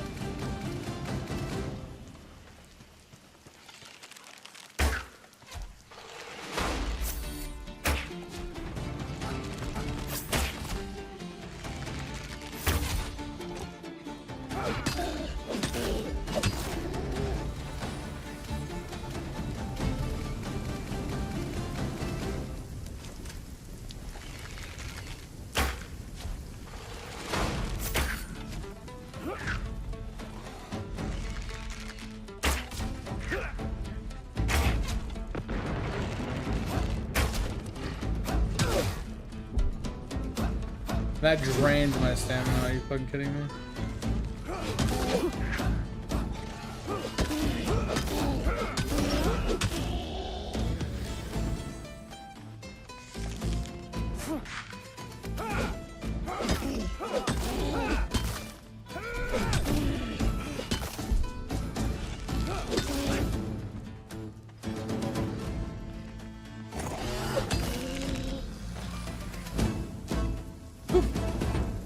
I got one piece of shrapnel. Hell yeah, let's go.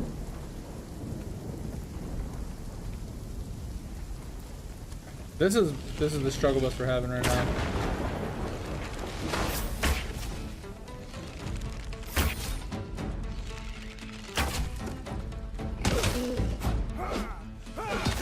Like, I need to let that guy attack. Oh, why? What? Why is this happening every fucking time? Like, what? They're constantly just spawning behind me.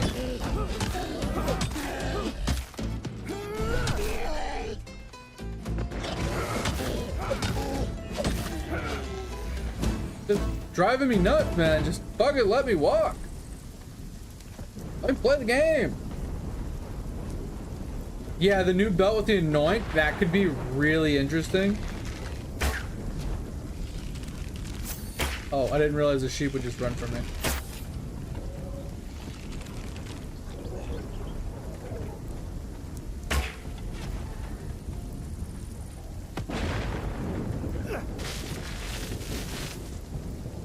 Okay. I'm making it fucking nowhere right now.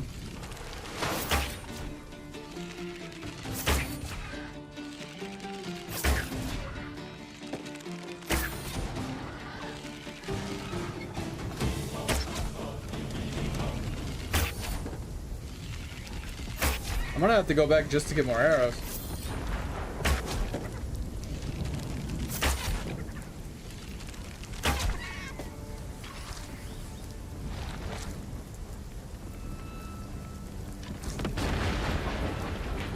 Honestly, I'm trying to make it to the goddamn tower.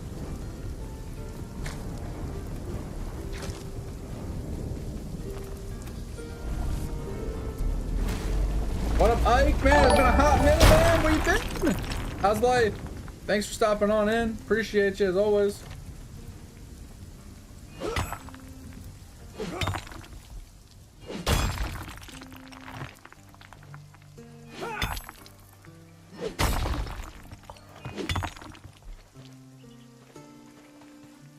I mean, I'm not playing SRS. I'm playing Chains of Command.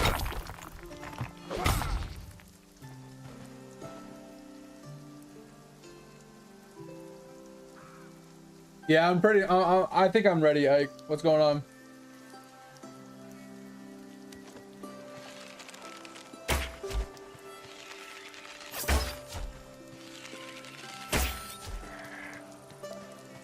What are you gonna end up playing?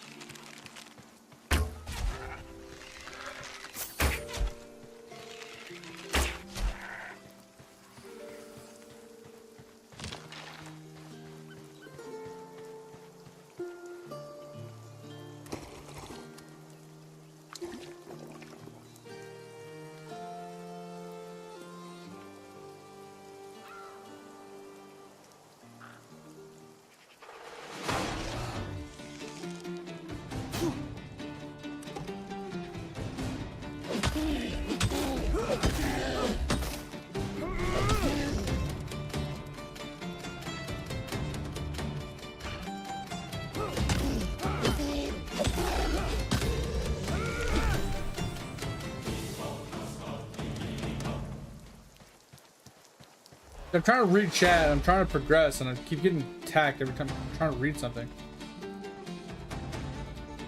Doesn't mean in combat.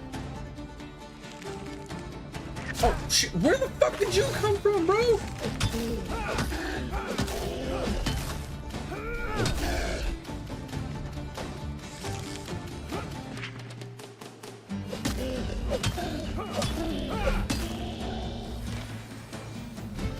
Have to do some research. I mean, I don't think there's a lot of research to do per se, but I would definitely say it's like, depends on what you're looking to do.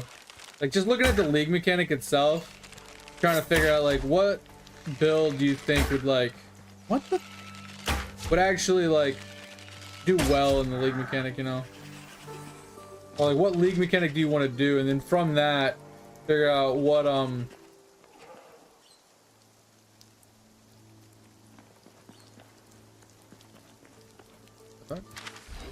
yeah, once you know what league mechanic you want to do, then I think you could figure out like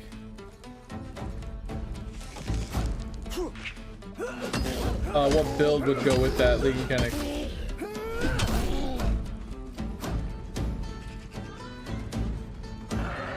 That's kind of how I like to try and handle it. Granted, I usually always play like the same league mechanic. We all know that, or the same build league mechanic.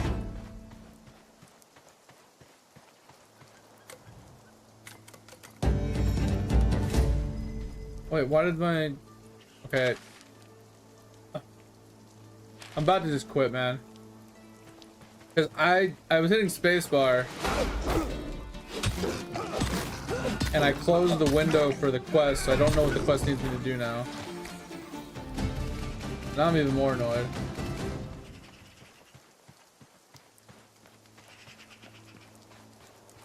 Yeah, so to get through the campaign FIP, I usually just play like just a hodgepodge of like different summons. So I mean, I'll put SRS on, but it's mostly about like zombies. It's about putting on like a golem, probably picking up like +1 golem from the top of the tree,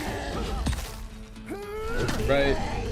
I'll probably go golems right off the bat and then switch to chains of command kind of style. Like that, I don't know, like that's just typically how it usually works out, right? So start off with like zombies with maybe a little SRS, and then switch off of SRS relatively quickly. Because if I just go spiritual aid like pretty quickly, I can do decent damage with regular skills and abilities while having zombies out for cannon fodder. And we could take advantage of what's like Herald of Purity pretty early, right? Because Sentinels will take advantage of the minion damage, and then I can take advantage of it. And I just need to use like a fizz skill, and I'll be pretty good. I don't know. There's a lot of ways to level. You don't have to level with SRS. And I don't really personally like SRS myself. Like that's just a kind of a meh skill. I mean, it can be insane, obviously, but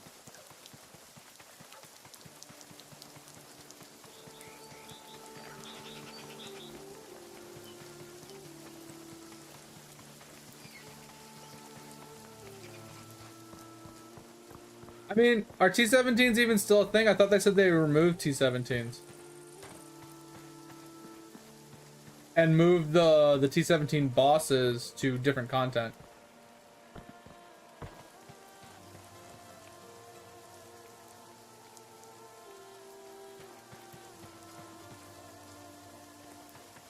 Yeah. So they're nightmare maps instead. So it's like it's kind of there, but they're different. Yeah. So that's what I was thinking. Is like, so if I played, let's say we did like Conk Path, right, or Smite, where it's like fizz converted to lightning, and then I put on like Herald of Purity, for example, and I was able to get like Sentinels, and I was running with like zombies plus Sentinels, right? And then I had double golem or triple golem going out. Right? There's lots of things going on there. Lots of things we could take advantage of, lots of things we could do. I I kind of don't want to keep playing this by myself, if I'm being completely honest. So I think what we'll do is we'll just drop everything off. And then we'll just go play something else.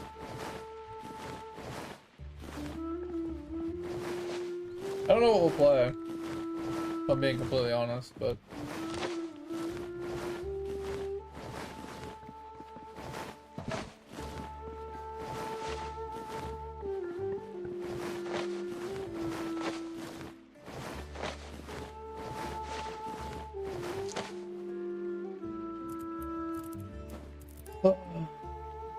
alright, so we got these to put away. I don't know why these didn't go in there.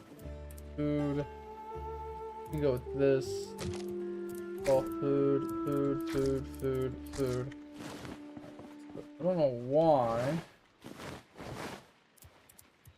these didn't go here. Guess he used all the feathers, so that's why those didn't go.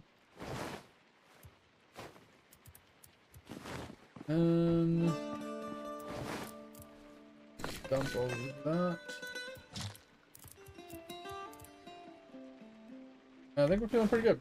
All right.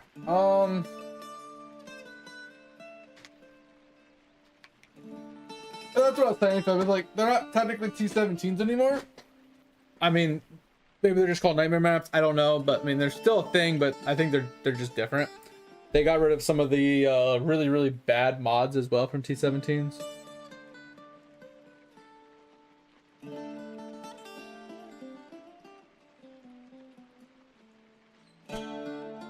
Interesting. So let's jump out of here. I think we'll just do a little bit of let's just switch to just chatting for a little bit, guys. I don't know what game we're gonna play. I feel like we can just talk about PoE. So let's just switch to PoE while we just chat about builds and stuff, because I'm kind of curious. I've never actually played Absolution personally.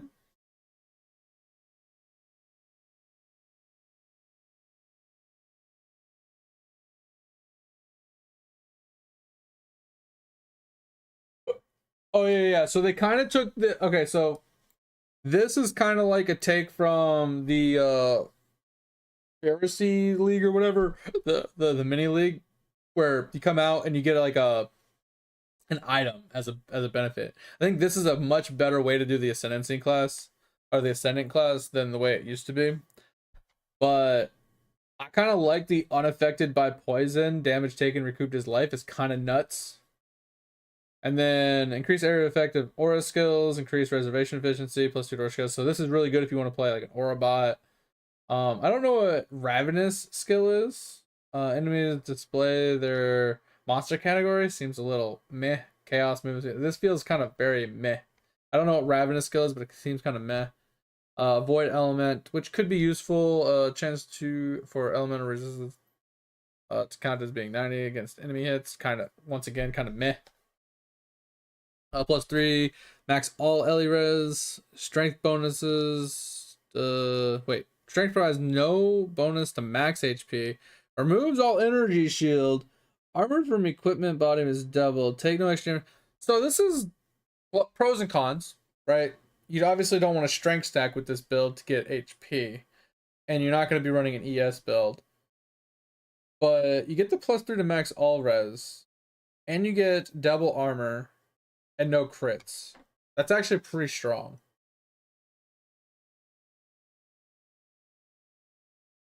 I'm going to look at it in a second here.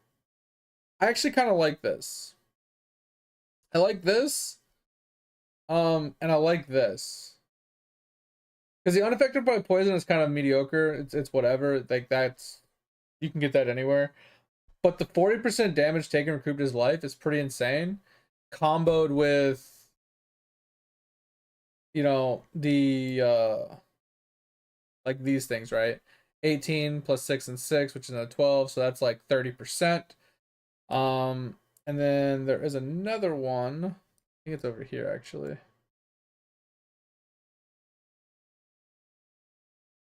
can't remember where the other one is. I know there's another good one.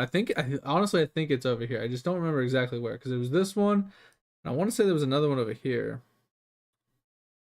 I thought it was this. Yeah, 12 plus this. This is another 24%. Okay, like hold on.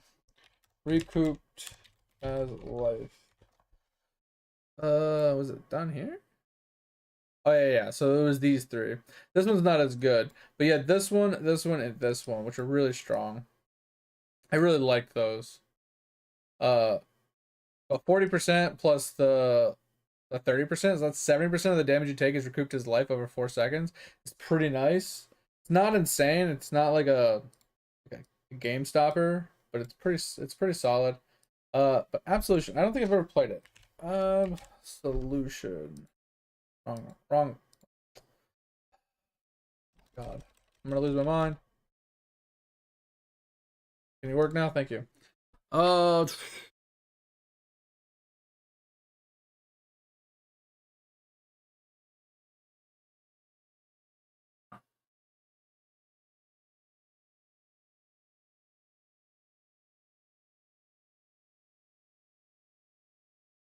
I mean, maybe I could level with this. What's boyos? You keep saying boyos, and I don't know what that means. Like absolution, like is it like a specific absolution? Like what the fuck is boyos? Oh, the thing. If I want, since I want to play Chains of Command, right? It said I'm gonna be playing it as Necro, right? Which means to start, I don't really. I was gonna say to start, I don't really get. I was gonna say I could do extra minions, but that's elementalist. So I was gonna say I could do something like this and just go golems to start before I get chains. But oh, got you, Epsilon boys. I thought that's what you meant, but I wasn't sure if I was just misreading it, right?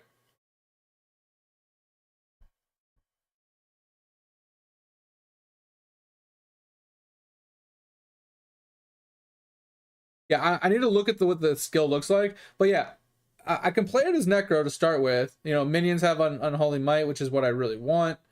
You know, physical damage reduction and like whatnot from this. So I basically pick up all of these, and then I can either do this to get more damage, or I can go this. So I can take advantage of offerings, which I'm not a huge offering fan. It's just too much extra effort unless I automate it.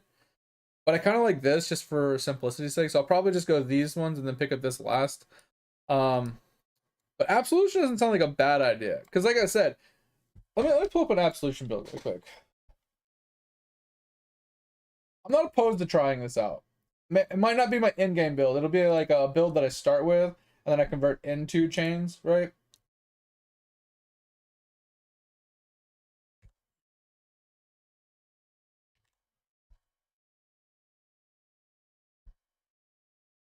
And I know how to spell Absolution. Thank you.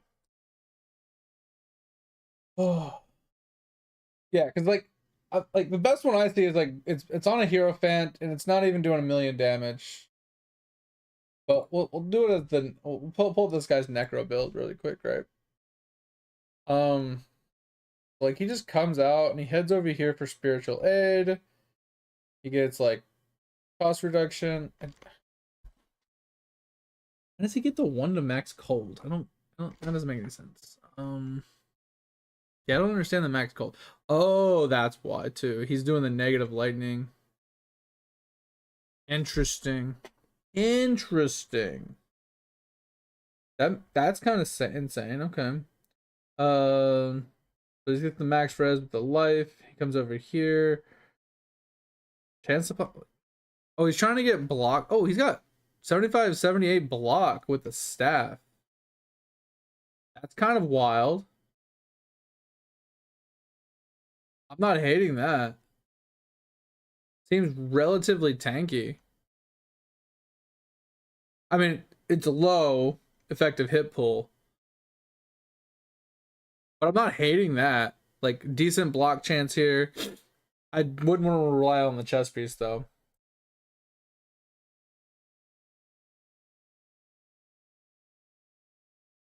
EB. What do you mean EB? What? What's EB? Sorry.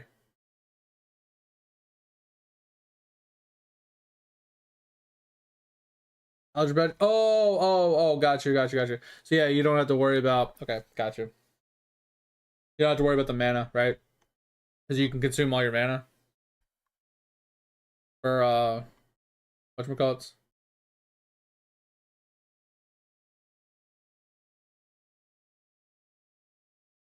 I do like the fact that he went 81 Chaos Res too. Since he's not having any energy shield, this is actually just a net positive. I do like that. He's picking it up here, I'm pretty sure, with this. Yeah. He picks it up here, and then he's just getting the stat nodes, which I don't know if they get converted or not. I do like that he does pick up an endurance charge here. I don't know where he's generating them from. It might be from one of these. I don't know. And then he's just picking up, yeah, he's got block here, aura here, minion node, which makes sense. Minion over here. Minions crit, which makes sense. I don't know why he's picking this one up unless he's running specters. He's got flesh offering. And okay, that's weird. I don't know how I feel about that. Wait, why does he have all three offerings? Can you actually stack all offerings, Fib? I thought they overrode each other. Or am I wrong in that? Because that's actually kind of wild, having this on a cast while channeling. Because it'll probably cast them in order. Can Necro? Because all it says is your offering skills affect you, offering skills reduced effect on you, and then the skill effect duration. That's all it says. I thought they overrode each other. I don't know. But he's got Lightning Golem, where you can summon 3. Spell Echo, crit, whatever, doesn't matter. Okay, so he's doing it for the Race Spectre, it looks like. So he can have an extra Race Spectre. So he probably has 3 Race Spectres, so he can actually have some buffs and benefits. He has another Race Spectre. It's probably a leveling, and it's offhand. Yeah, he's leveling these in the offhand, I think. Then he's got Convection and then crit damage. He's got Animate Guardian in here as well. So nothing crazy.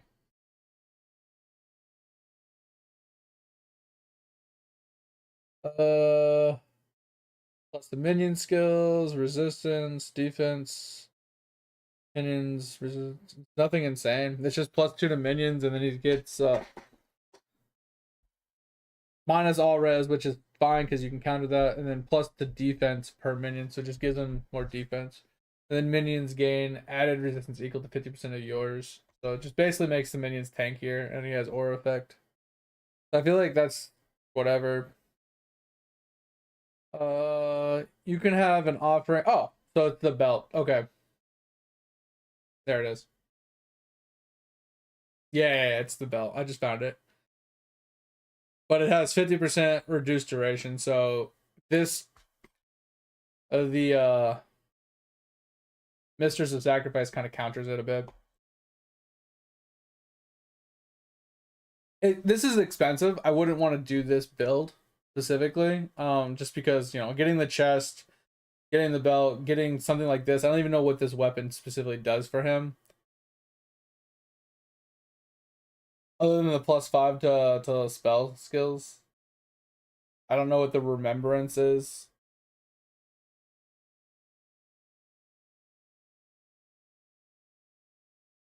Anyways, I don't really know exactly what this does, but this is what gives him Eldritch Battering to make it work, so he doesn't have to come over here to get it. Like I said, I wouldn't want to run this build, but I am kind of curious on what it looks like.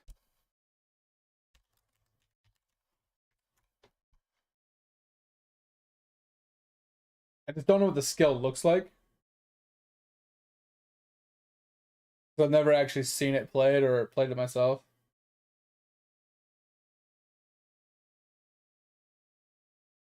No. So is it just, it looks like Smite. Why does it look like Smite? It literally just looks like Smite.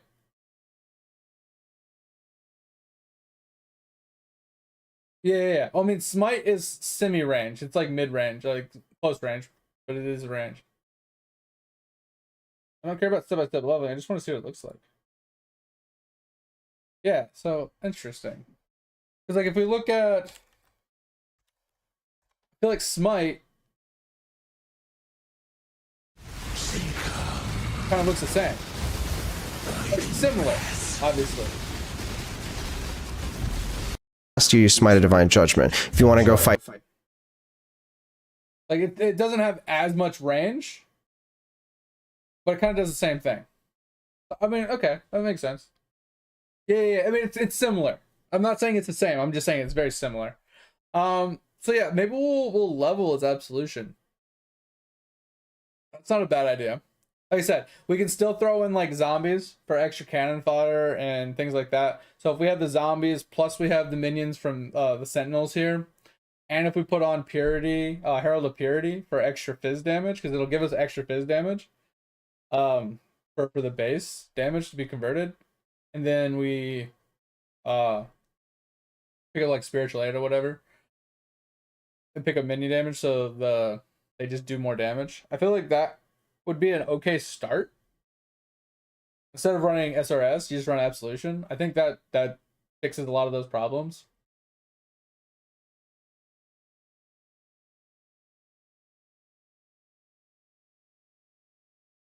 So yeah, maybe that's what we do. That's not a bad option. Like I said, I wouldn't definitely go this route,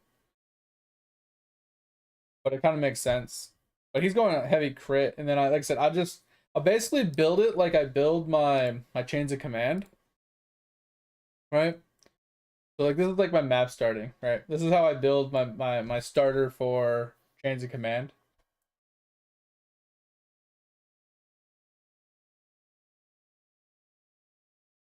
Yeah, so this is how I build my chains of command, right? So we come out, um typically I don't need this till like way later. So like none of this, we won't pick up any of this. But we head over and we literally come over, we basically just daisy chain our way through to pick up spiritual aid is what we'll do. Um and then once we have spiritual aid, we'll basically already have absolution. So we'll pick up the minions here for the attack cast speed, and we'll pick up, this so they stay alive. I don't know if they matter, but this is mostly for the zombies, right? So the zombies stay alive, so I don't have to worry about benefiting, babysitting the zombies. And then we head down, and we just pick up, uh, like chance for doubling. Like basically, we just most of this build is about getting block and survivability, and just letting chains do its work, right? So we'll have to stomach is killing me. We'll have to tinker with it a little bit to get it to work. But give me just a second. I gotta go to the bathroom again.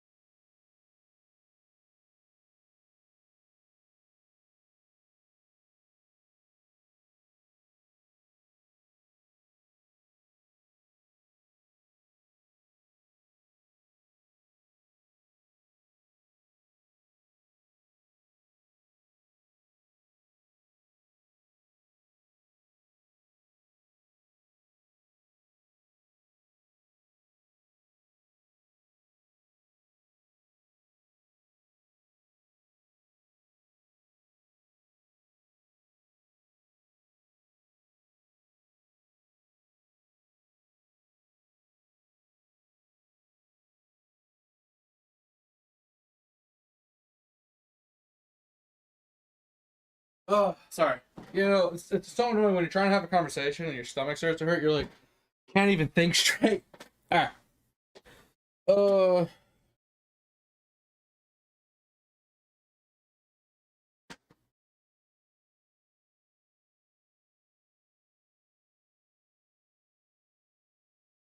Yeah, I just got back. So this isn't exactly what I'm gonna do, obviously, right?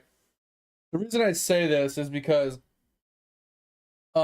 this is I want to just kind of stay in line with this, so I don't have as much refunding to do, right? Because like this is like what we shoot for towards the end, like not the end game, but that's like this is kind of like what we shoot for towards the end. Like obviously each tree is slightly different, which is kind of annoying, but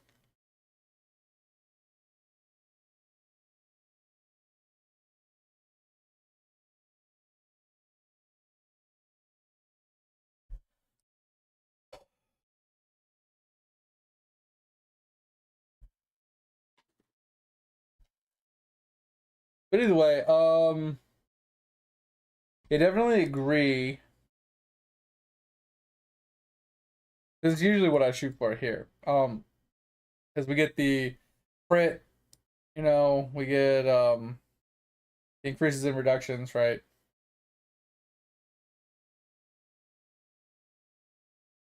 But for some, but the I think I don't know why we go all the way around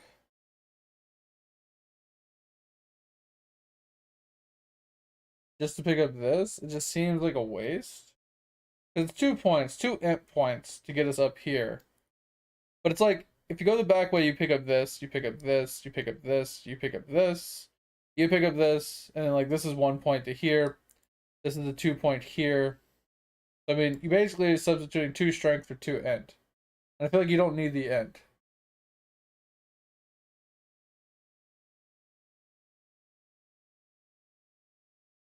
No, I know that, Pip. I know that.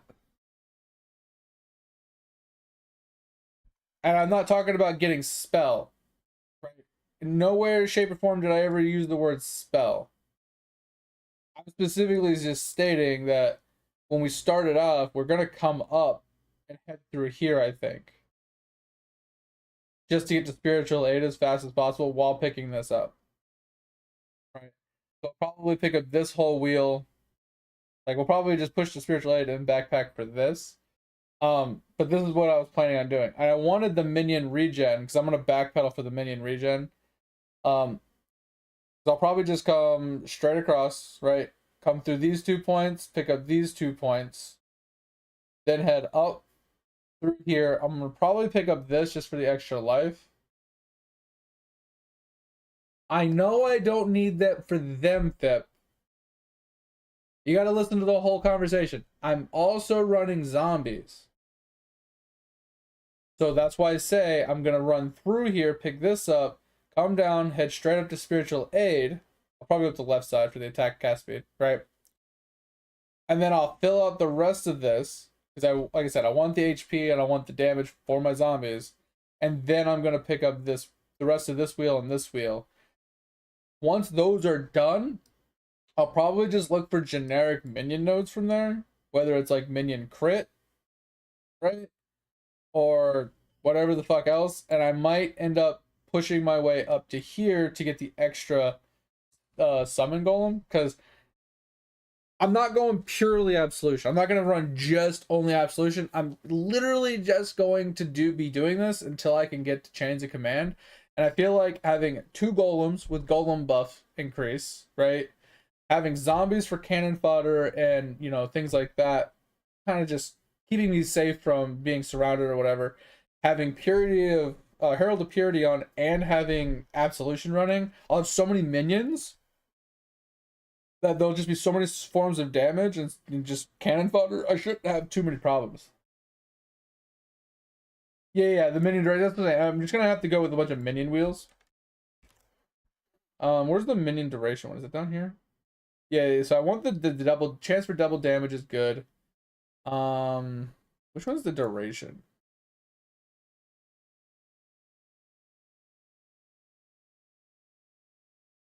Because this is crit. Oh, it's this one. Okay, yeah, yeah. Okay, gotcha. Yeah. So skill effect duration and minion duration. Yeah.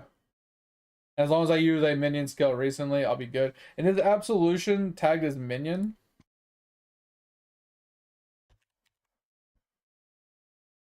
It is. So I can just cast that and we're great. Yeah.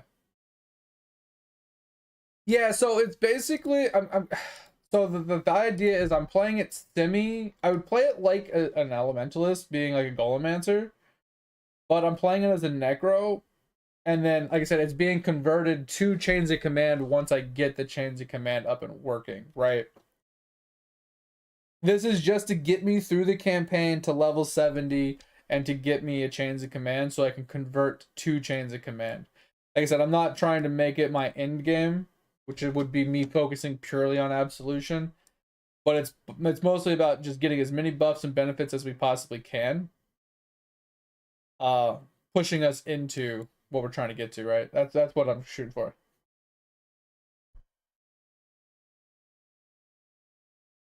Yeah. That's what I saw. And I think it'll be cool because like I said, then we can head up to here and we can pick up this for an extra zombie, and I can just pick up more damage here. Like I said, I don't really need the HP, but I just don't want my zombies to be dying or my golems to be dying. I just want everything to live and everything to just be whacking, and I can just stay safe, right? That's kind of the goal. So I think that's what we're gonna do for our leveling thing. Now, the only problem we're gonna have with this is um I don't really know how to scale absolution. Like I know it's fizz, I know it's lightning, um, and like cast speed to cast faster and stuff. Um, I don't know what my second one would be. I think Stone Golem for survivability would be nice, but I also think Flame Golem is really good because it gives AoE and it gives damage, which AoE isn't really needed, but it does give damage. But Stone Golem does give survivability. So Stone Golem is probably a go-to, and I was contemplating maybe even Chaos Golem for the Chaos Res and physical damage reduction. I don't know. I'm torn because the golems are there just to buff, right? And to be more cannon fodder. Slash a little bit of extra damage. Because I feel like early on, I don't think I need the extra crit. I mean, because lightning's crit, right? And ice is attack speed, cast speed. Because like ice wouldn't be bad for more cast speed, but I don't know if that's necessary because I don't think absolution's going to do a ton of damage. I mean, I think it'll be okay.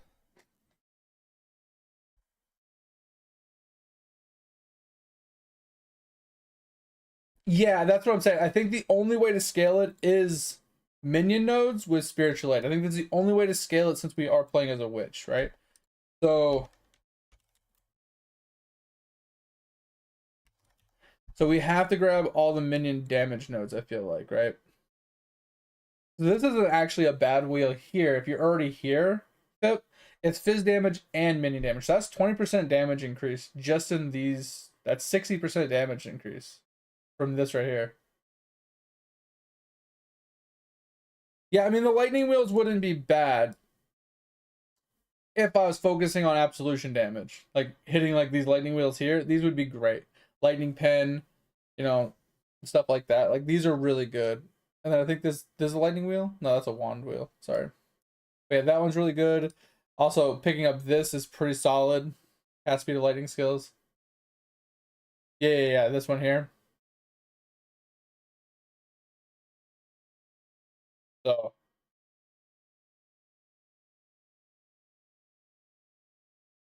oh, and you want overload as well. I mean, that makes sense. Yeah. Because you're just attacking super fast. All right, my dog needs to go out. Give me just a second. I'll be right back. Come on, go.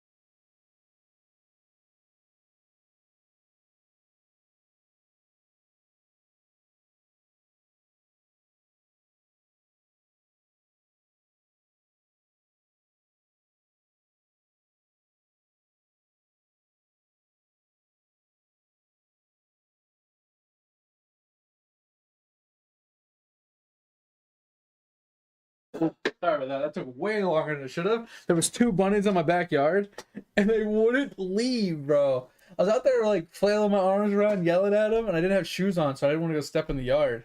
They just wouldn't fucking leave the yard, so I had to go put some shoes on and scare them out of the yard so I could let the dog out.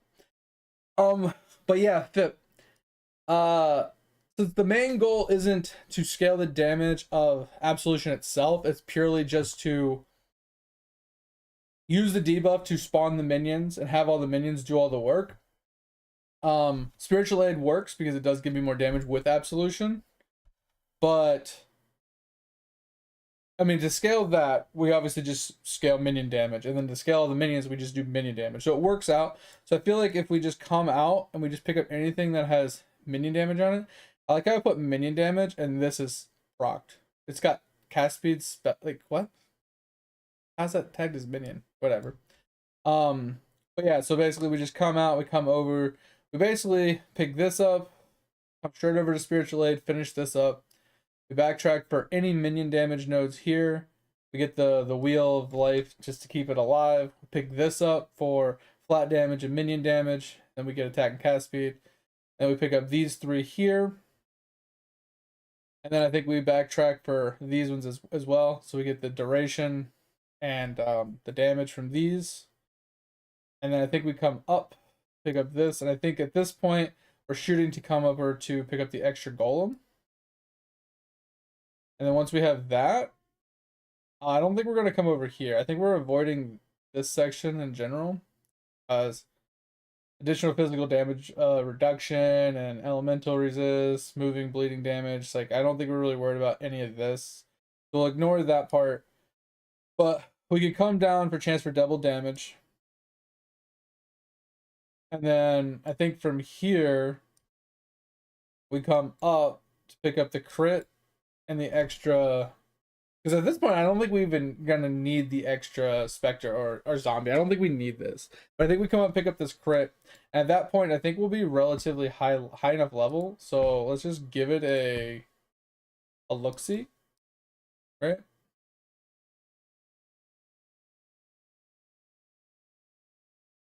Like, I'm just kind of curious.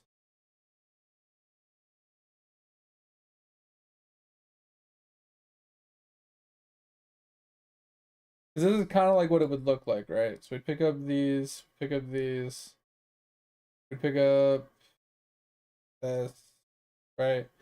We come up to here. I think we come through the gym slot instead of the power charge. I don't think we need power charge right now. Pick up that. I feel like that's fine. We pick up this. And then we come over and pick up this. Maybe we just pick up that as well. I feel like this is like where we'd be sitting. And we're at like level 52 at this point. And we don't have like any sustain. We don't have very any like health regen or like health or anything like that. But I feel like this is kind of like where we'd be at, right? Oh yeah, we forgot to pick up these. Just for our survivability of the minions, right? But I feel like that's tolerable. It probably isn't, but it's extra damage just in general. Like, even if they crit one time, if I have 15 minions, let me just put in some skills really quick. So we got Absolution, right? This is where I don't know like how to scale it, right? So that's why we're just gonna put in some skill gems first. We got Zombie. And then we got, I wanted to do a Purity, like Herald of Purity. Give us more damage, right? Plus the Sentinels. I think that's the basis behind most of our stuff. The rest of it's just like trying to keep ourselves alive, I think. So first things first, what do we do as a 4-link for this? Do we do Fizz to Lightning?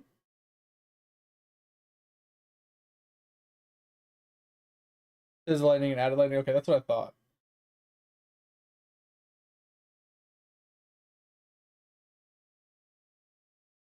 According to this, added lighting isn't even like really strong on here. Let's just put in faster casting for right now, just because that'll oh, that's why. Because I'm not looking at the absolution damage, I was looking at the minion damage. Yeah, I don't see added lightning as like a good damage source here. The added lightning is way down here.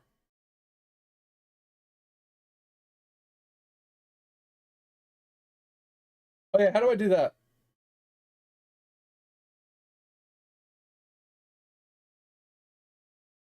Oh, there we go. Hold on. Let's just start over. Sorry, I forgot about that. All right, so we got absolution, and then is the lightning.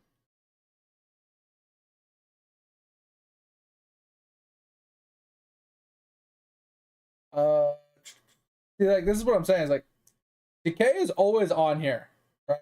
Because every time you hit, it just deals chaos damage per second, which is kind of insane. And the penetrations make sense. Added fire is kind of interesting because fizz with extra fire could work. I don't hate that idea. I mean, minion damage makes sense as well.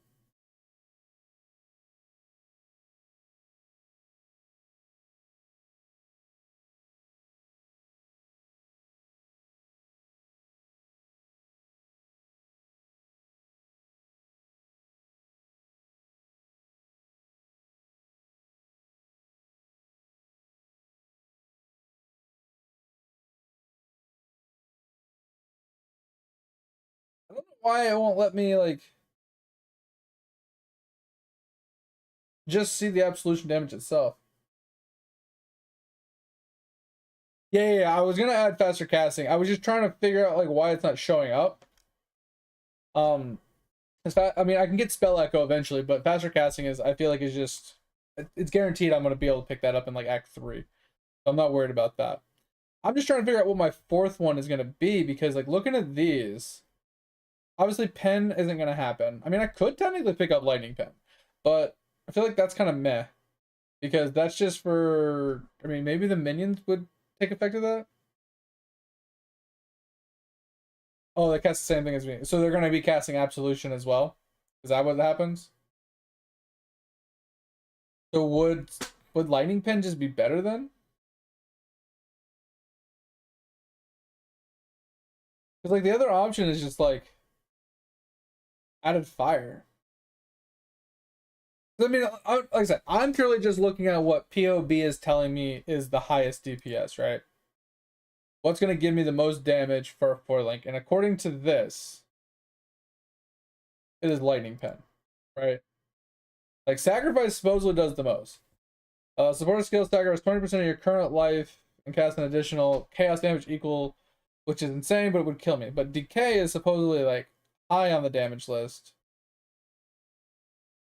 Added fire, added chaos, added lightning, which I don't think I want to go with the decay, personally.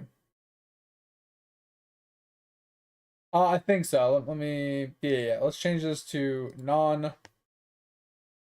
back to skills. All right. So added fire, added lightning seem to be the highest. Or fizz to lightning. Do we need fizz to lightning?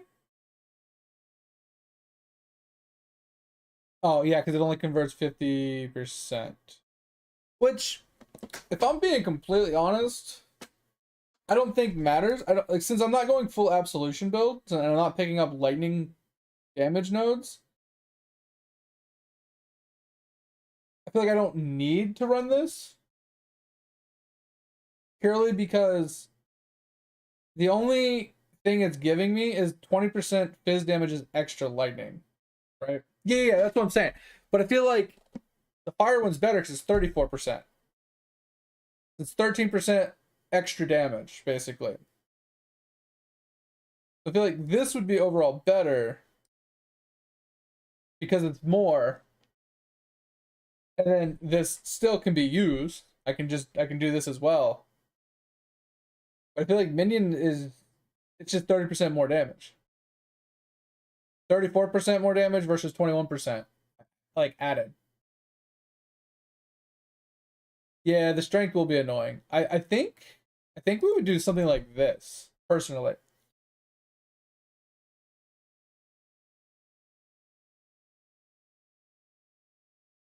I think this is probably what we would end up doing.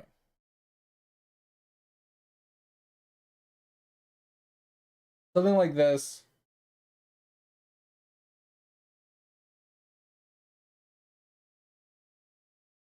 And it's like not very good. 12 full DPS is like 12. And then we add in like I mean, ooh, this could work. Golems deal more damage per non-golem type, and then golems grant additional fizz damage to non-golem minions. So carry-on golem, I forgot about this one. Carry-on golem would be a good addition.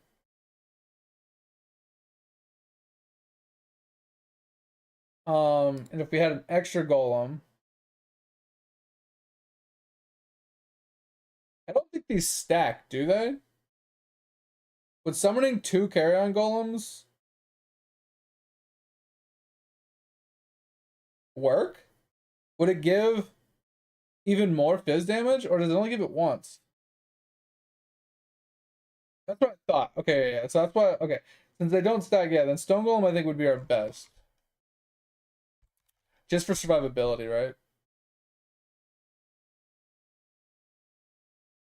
So like we have those, we have zombies, we have purity. I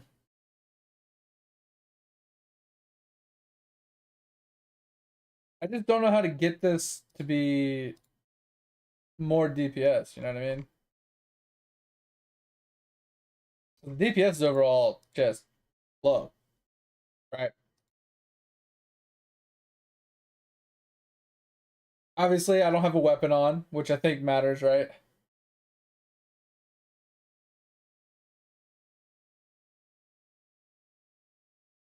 Yeah, so the golems will be together, and they will probably just be meat shields, just to stay defense around me and be alive. The zombies will probably be aggro, uh, with like feeding frenzy, right?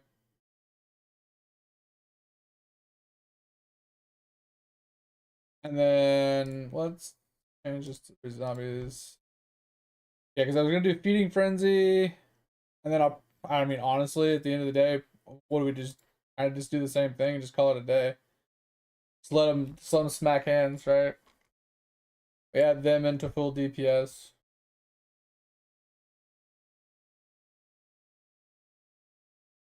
I forgot. Yeah, yeah. So how many can we have? Max is 3. Okay, that's very helpful. And then zombies, how many can we have? It says max of 6. We'll just go to 6. All right, this is looking better. Yeah, I'm not worried about me. We'll just set it up this way. All right, this is looking better. So 3 absolutions plus 6 zombies, and then we do have the 2 carry-ons, or the 2 golems, which we can add in. We do have Herald of Purity uh mobs.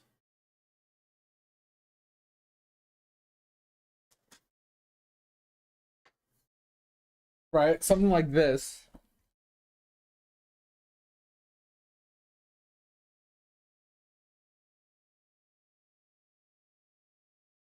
I think there's 4. Yeah, there's 4.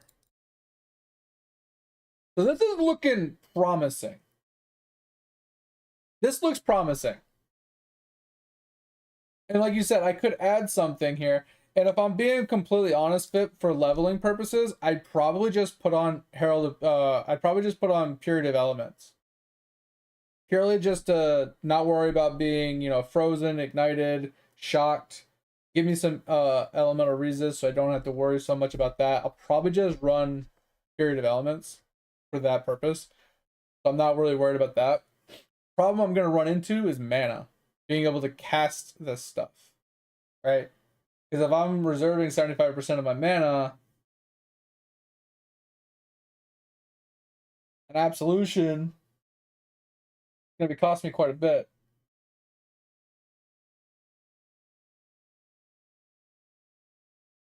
Anger plus why would anger plus ice armor be better?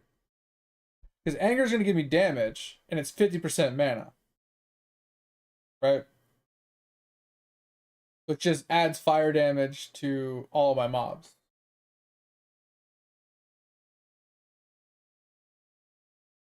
Right? And then if we went with ice armor, Arctic armor, right?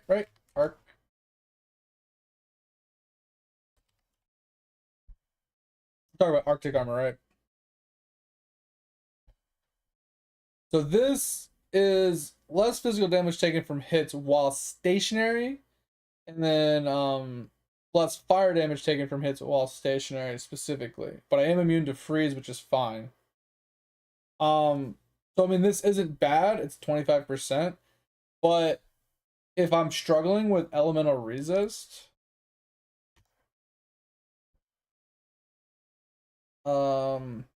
right, getting 28 all res plus being immune to ignite and shock, and not having to worry about being stationary, I think this is overall better. Like if I really wanted to stay like sort of survivability, right? I do agree I need to take the reservation node, but if I really wanted to do it, I would take flesh. Flesh and stone is better. Because flesh and stone, is it flesh and stone? Yeah, 15% less damage from enemies within aura. So if I'm close to them, that's just a straight 15% less damage. I don't have to be stationary, right? It does like it's not something specific. This is just better for 25%.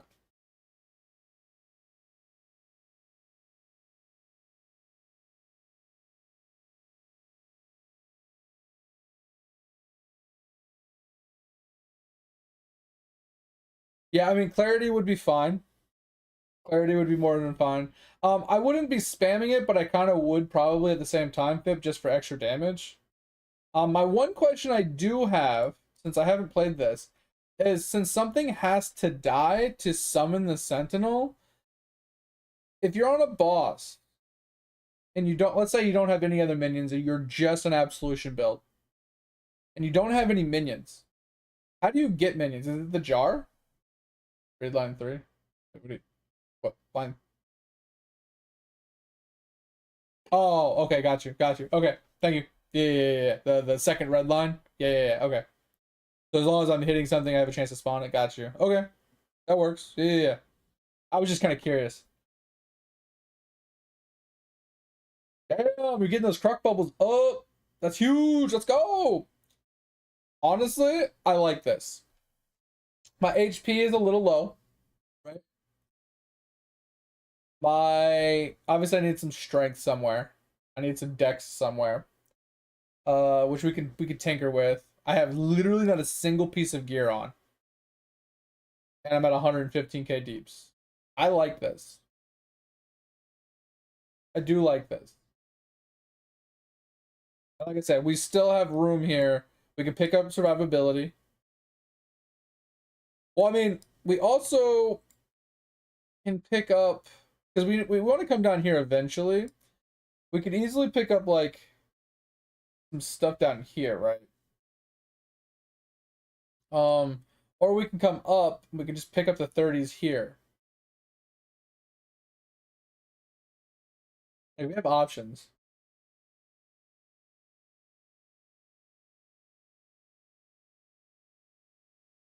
Which? Wait, what are you talking about? Be more specific. What do you mean? All res nodes from Witch and Old Man. You're talking about like up here? I feel like we would have.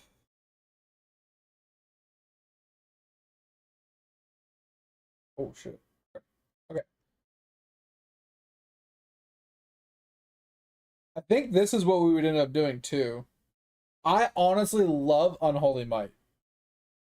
I love it so much, but I think it cucks some of our skills, right? So I feel like these wouldn't be as strong anymore. Maybe the minion damage would still be good. Okay, it still shows being the top ones. Let's turn this one on. Alright, so maybe they still do work. Okay. Oh, does it?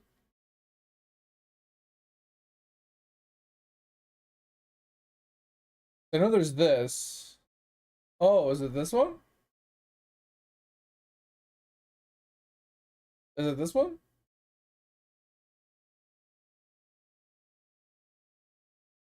Oh, interesting. I mean, that's not bad. It's a good strength dex node. Yeah, and it gives you auras. So that's definitely something we could do.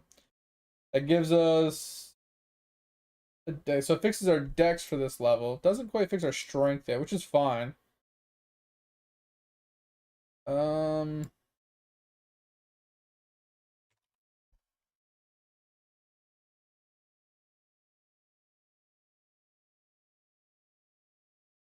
we usually pick up some strength somewhere, honestly. It's not a big deal.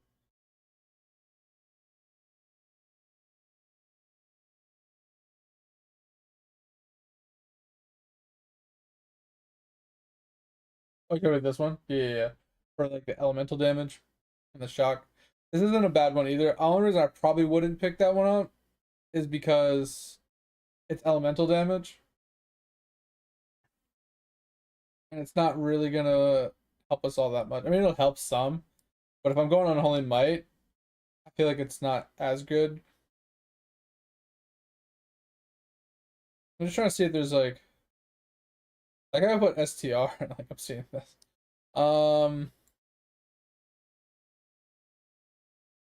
I was just trying to see if there's something else that we could pick up on the way to something else we're grabbing.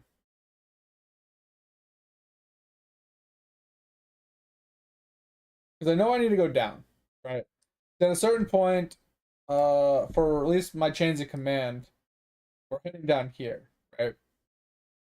Because we're picking up like devotion, right? We're also down here, um, because we're picking up like I think we're picking up this and like some of this stuff.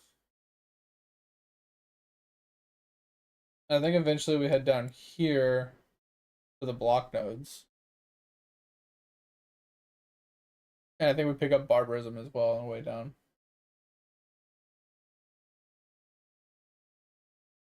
Yeah, you know, I have the extras fire. That's the only one I have actually. I only have extras fire. And then the skill itself does fizz converted to lightning for myself. So it will help. I was just trying to see if there was a better option, right? Because it's only 10 strength on this. And there's only 10 strength on this. And this is just all res, which is good for survivability purposes early game. I'm trying to fix the strength problem currently, right? Like that's currently my goal is I want to pick up some points to fix my strength. And I was thinking about just picking this up temporarily, you know?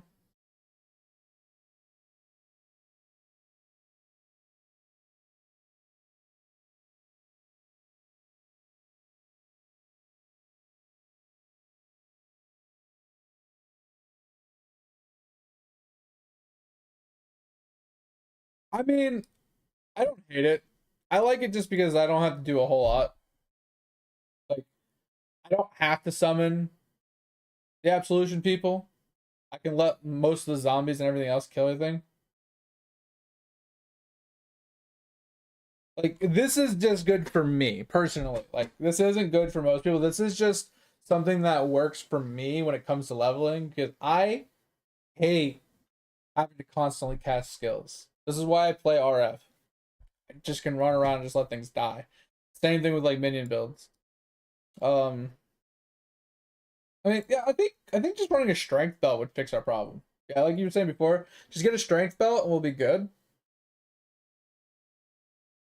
Well, I don't have a problem with casting it on bosses, right, Pip, or like big mobs. But I don't want to cast it at every single pack of white mobs, right?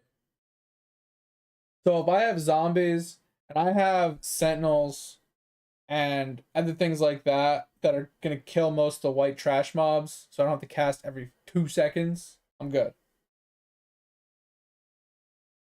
And like I said, it's better than um SRS in my opinion, right?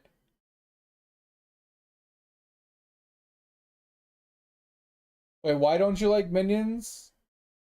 What, like, what's wrong with the Animate Guardian Inspectors? Like, with the changes they made to Animate Guardian Inspectors, it's phenomenal now. The fact that Animate Guardian um doesn't lose its items when it dies anymore. And when you like, obviously if it dies on the map, you can't resummon it, but if you and in that map, that the Animate Guardian can never be resummoned on a map that it dies on. You have to restart the map to get the Animate Guardian back. But Spectres, they don't perma-die either anymore. I think they follow the same rule as Animate Guardian. So if they die, you just go back to your hideout and you can resummon them.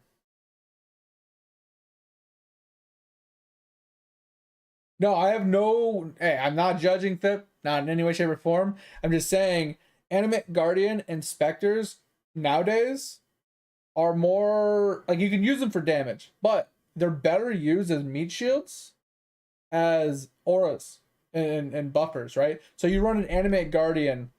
Like personally, if it was me and I was running a pure absolution build, running an Animate Guardian with something like a Learcast or um like some of the other like aura buffing like unique items, knowing that if he dies and it doesn't matter, you're not gonna have to replace his gear. He's just buffing you. He's running around giving you and your minions extra damage. Helpful, right? Same thing with specters. You can have like 3 or 4 specters, and if you get the perfect ones, you can get four auras for free as long as the specters stay alive. So you can get hatred aura, you can get anger aura, you can get haste aura, you can get all these different auras just from having 4 different specters, and they don't have to ever replace them because if they die, they just come back to life, right? When you leave the map.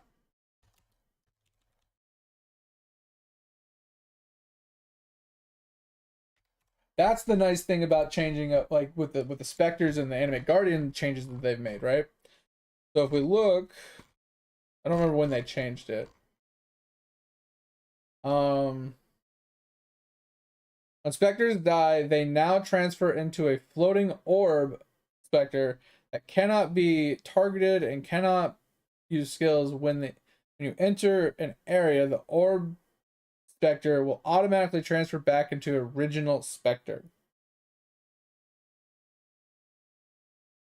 So this makes specters so much more tolerable. Because if they die, you don't have to go and repurchase them to resummon them and everything. Like I said, if you can get 3 or 4 and you get perfect ones that have auras, you get free 4 auras. And those auras are huge. That's just free auras that you don't have to worry about casting yourself. They give you extra perma damage. Like so you get perfect tiger for haste. You get perfect this guy for wrath. You can get zealotry, you can get hatred, fucking you can get any of the purities, you can get discipline, obviously clarity or determination or grace if you want any of those. Like, bro, that's nuts. That's nuts. Right? And then if you also take something like this guy, right, that gives you hatred, they also are ranged and they blanket the screen. So they do extra damage for you. And they're going to take effect of all the minion nodes that you picked up and everything as well. So I don't see a reason, like, is if you're not playing Chains of Command, there's no reason not to pick up Spectres, is what I'm getting at. If you're already running a minion-esque type of build, you might as well run them. Burn from past? No, like I said, from the past experiences of how Animate Guardian and Spectres used to be, it's fucking awful. But nowadays, 1000% worth it. And then you got curse ones, I guess, too. I didn't know that. Interesting. These ones are a little bit more annoying to obtain, but I don't know. I think they're definitely 100% worth it now. Like I said, if I don't switch to change the command early, I could pick up specters and I could pick up a couple perfect ones for auras and I could just blast. But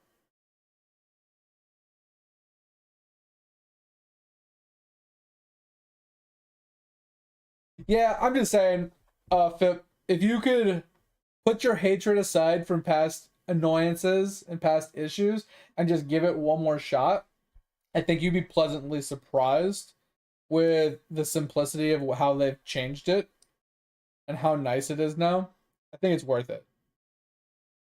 It is 100% worth it now. Oh, so yeah, I think this is what we're gonna run. I'm happy with this. I'm 100. Oh yeah, I forgot to pick up these two nodes. So at like 56, we're sitting at 160k DPS with two ascendancies. I think this is totally tolerable.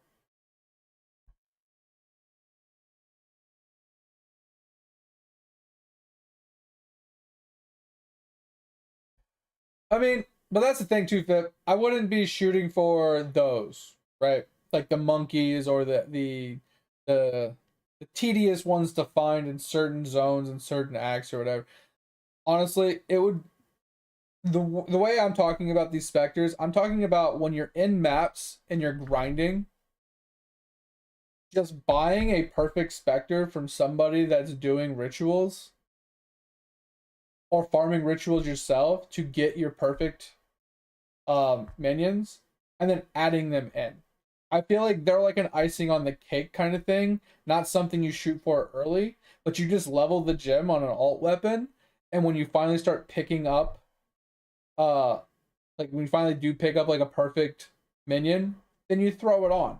Like I said, it doesn't need anything. It literally just needs to be summon Spectre with like meat shield, just so they stay alive longer, right?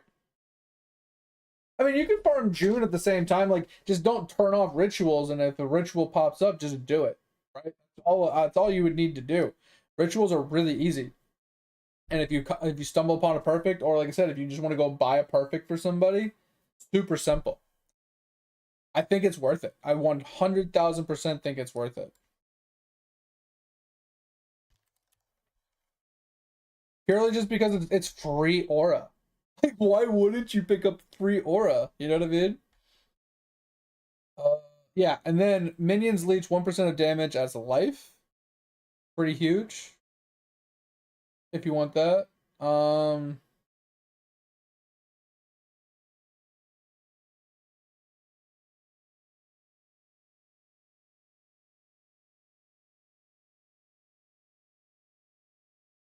Increase effective offerings could be pretty good if we were running offerings.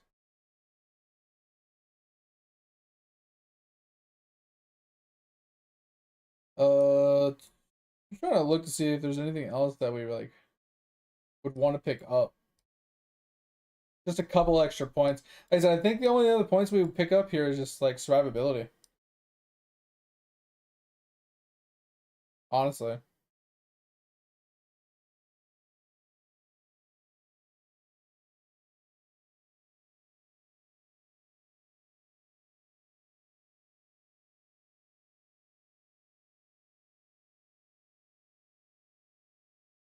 Oh, you're going for the yeah. So the veiled version, not the crafted version. Yeah, that craft's always been in Act 9 for a long time. Like one of those hidden locations.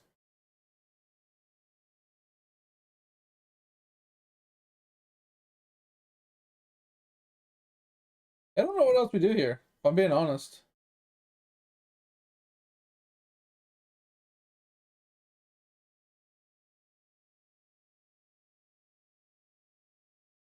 I feel like we just pick up armor-based items, so strength-based items for early levels, early leveling purposes.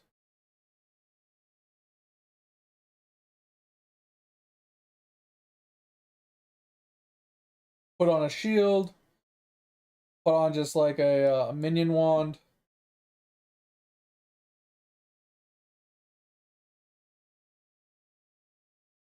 Maybe we just go with this. Let's get some regen, like early level regen. So we have some sort of sustain.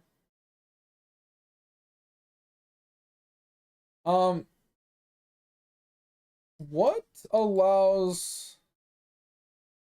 my minions leech to affect me? Oh, 1% of damage dealt by your minions is leeched to you as life. So this is what we need. We need this for our third ascendancy, and then we need to get insta leech. Right?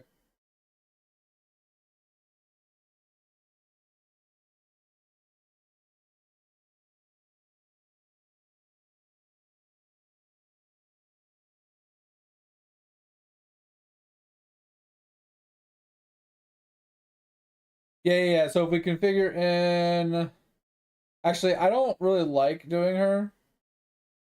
I'm not worried about the resist, honestly. I think resist will be fine.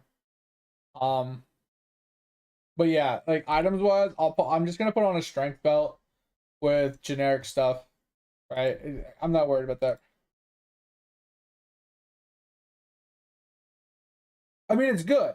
I usually just go with just kill all for an extra point. I think 15 all res is actually is stronger than one passive point. But at the end of the day, like when I'm level 90, I usually like the extra passive point versus the 15 all res, which you can obviously refund later and convert it. I would say it's probably better to start off with uh Alira, and then once you get mapping, then convert it over. Yeah, I know you can. I'm just saying, like, I think it's worth it. I probably should start doing that. It's probably more efficient.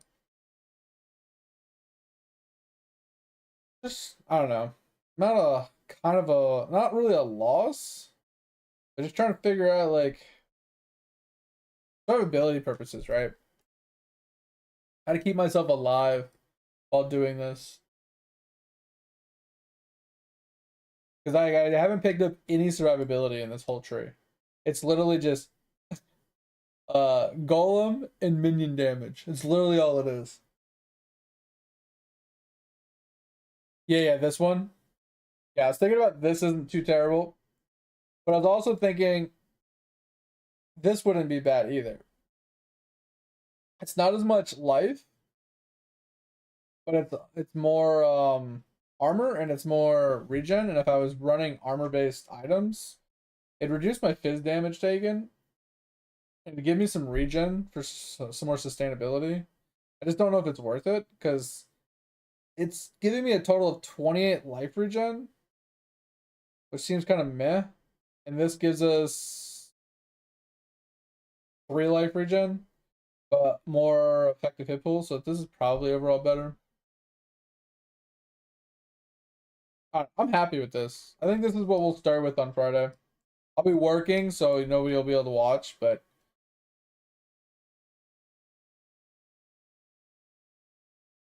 oh, you're talking about this one? Yeah, this one's really strong. I forgot about this one. Yeah, this one's really good. And then I can always take like 30 life right here on top of that.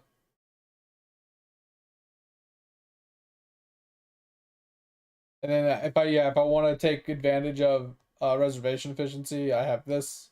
Plus I still have this that I can take. So if I want to squeeze in another aura, that makes it kind of useful.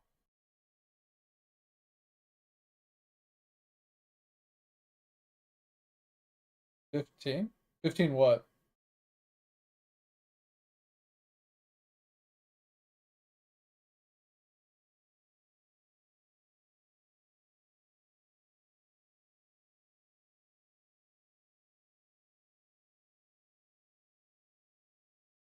Oh, life mastery? Really? 15 max life if you have nothing equipped?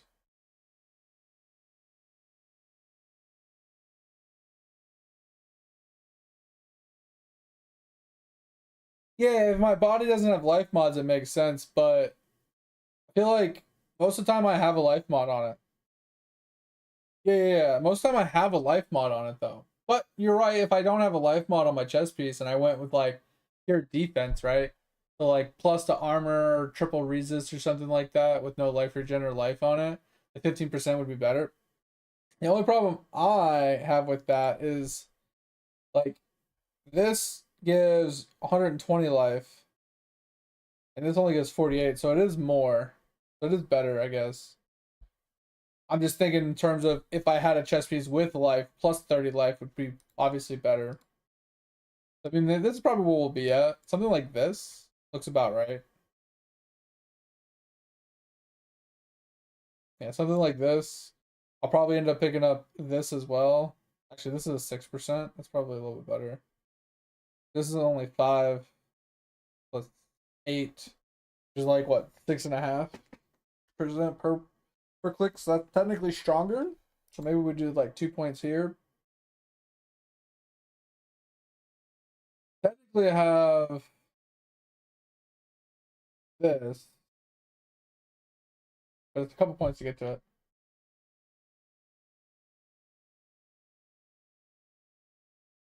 Yeah. And then if I take the reservation efficiencies, right, like this. Um, we'll just put one of these in place. Yeah, so we're at like 64. So we're roughly at maps with this.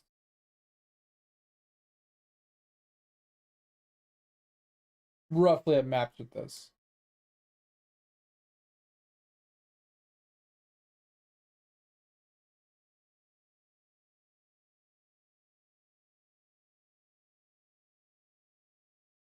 Like how like, this is so funny. I have typed in minion damage and somehow this is selected. It just doesn't make any sense. It's so funny. So yeah, this looks pretty clear cut. Obviously we could do oh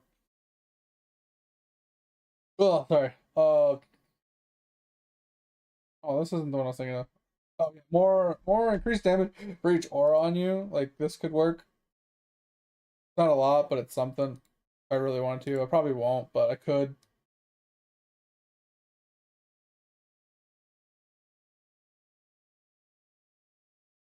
Yeah, and then in worst case at this point, like we're almost at maps, we're almost to chains of command. We could like branch over, we could pick up this, right? Um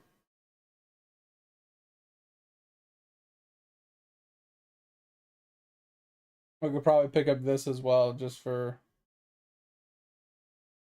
more survivability and damage.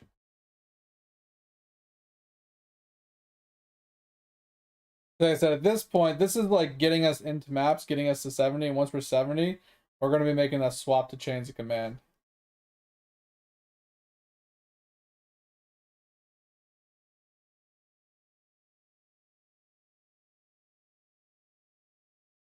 So we need to basically get to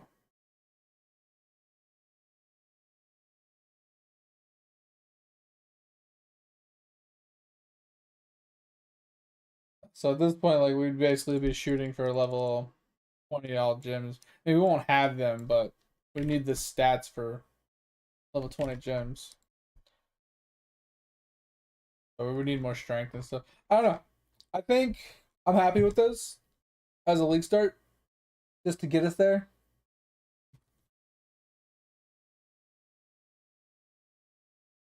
I mean, I'm not saving this. I'm closing this in a second. I was just kind of seeing like how much strength it would take. That's all I was like kind of seeing.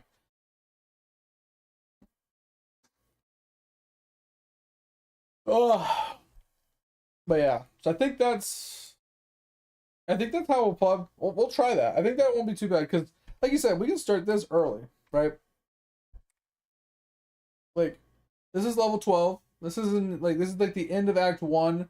We also can have zombies early game, right? For like cannon fodder survivability purposes, where they're like kind of just body blocking and eating stuff for us. Yeah, 50 strength on a belt's pretty easy to obtain, right? Do you? Okay, so that's pretty good. So like I said, like we can have that going into end of Act 1. We can have both raised zombies and absolution. I don't know when we get the Herald. Level 16, so this is Act 2. That's pretty easy. Yeah, amulet as well. Yeah. Because you can do like dex strength ammy or something. Because I know my dex is kind of lacking a little bit if I wanted to do anything with greens, which I don't, but I could, right? I will later when I switch to chains of command. So yeah, okay. So like I said, right around level 16, I feel like this build kind of comes alive, right? Because between Raise Zombies, Absolution, and then Herald of Purity, kind of getting us ramping, and then we get the two golems in Act 4, I feel like shit just starts popping off. And if I don't have to worry about like auras and stuff all that much, like, that's kind of nice. Like I could add an aura in like we were talking about. Like I said, like adding in like anger for added flat damage, or I mean, would haste be okay? Like I'm kind of curious. What else would give? The anger supposedly gives us the most. Supposedly anger gives us the most. So I'm okay with that. So yeah, throw it in like anger. I was thinking haste because it's like this is extra. Oh, but I guess anger is better because it's flat. So, I mean, we could just throw in anger as well and just juice out the damage a little bit more. That could work. Because I don't mind if we have low mana, right? As long as I can cast Absolution every couple, every few seconds or whatever, I'm fine with that. So I think I'm happy with this. Like I said, not having to rely on gear to get damage, not having to rely on much of anything. I can literally just pick up a minion wand, hope I roll minion damage on it or something, right? Maybe some cast speed or something, or maybe plus the minion gems or something like that. Uh, any of those would be fine. I mean, plus the minion gems isn't gonna help us with that solution, but it'll help us with like zombies and things like that. I think that's easy, and everything else, like I said, I can just put on strength gear. Strength gear would. Oh wait, isn't absolution tagged as a minion gem? Right? Yeah. So it would help with the absolution skill itself, right? Yeah, that works. Okay, yeah. That's pretty good. So yeah, plus the minion gems would be good. Minion damage, cast speed, any of that would be good. Oh yeah, if we change to Echo, because like, um, yeah, if we look at Echo was like this, then that's that. Yeah, so it's like double damage to do Echo. So yeah, that's pretty good. Yeah, because if we look at this, we go from 56k to 58k, and then if we go to this, we go to 59k. So it's better. Yeah, so I'm pretty content with this. Like I said, it's I can literally throw on generic blue gear with like a life or like just single res mods and stuff, and I can make it to the end of campaign with this. I feel like I don't have to worry about specific uniques. I don't have to worry about like over gearing or anything crazy. I don't have to worry about getting like high damage weapons. I like this. Yeah, you get it at the end of Act 4. It's a reward or quest reward at the end. And yeah, you get faster casting. I think faster casting is actually Act 2. I think it's Act 2. I could be wrong. Yeah, level 18. So it's Act 2. So you get this in Act 2, and you get this in Act 4. So you use faster casting until you get to Act 4, and then you switch to Spell Echo, and it'll be pretty convenient, or pretty consistent going forward. Spider? Is that Spider? Okay. Yeah. So, like I said, knowing that I'm not required to have like juiced ass gear, I don't have to keep up with like bringing my weapon damage up or getting new wands or anything like that. I could just fucking throw on dog shit ass Act 1 gear and I can make it to the end of. I'm pretty happy with this. This should be pretty fun. I'm hoping it'll work. Hoping it'll do enough damage to push us through campaign, without too many struggle buses. The one thing I will say is our survivability is relatively low. Effective hit pool is relatively low. Obviously this will go up as we put gear on with more life more armor, you know, stuff like that. It's because I didn't put gear on. I literally don't have a single piece of gear on. Like that, as I level and I start putting on like armor boots. That's what I'm saying. I think with not a single piece of gear on, having this much effective hit pull is tolerable. Because like I said, as we put on, you know, amulet for more strength and dex, we put on a belt for more strength and dex and more HP, and we get HP on some other pieces, we get some reses on some other pieces, and we get our reses sorted, we get our HP up there, we get some armor on our gear, and we have a shield for a little bit of block chance or something. I think we get pretty comfortable.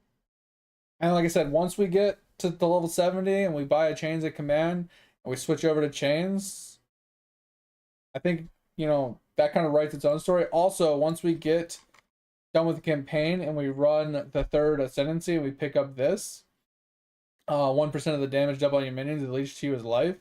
This makes us a lot tankier and it makes us a lot more sustaining. Yeah, and we can run Granite plus Jade if we really wanted to as well. And then the only thing I would have to do is instant leech. Which, there's no good place to pick it up. There's this, which is annoying. Right? I don't know if you need instant leech on the Chains of Command build. But typically we head down here for this anyway. Actually, I think that's the wrong one. Did they change that? I think they used to be a different one. I think they changed that recently. Because that's while dual wielding. Oh, or holding a shield. Okay. Yeah. So we used to pick up this, and then you pick up this, but this doesn't really help us anymore for instant leech. I don't know. Eldritch Battery and leech? Wait, why would I need Eldritch Battery?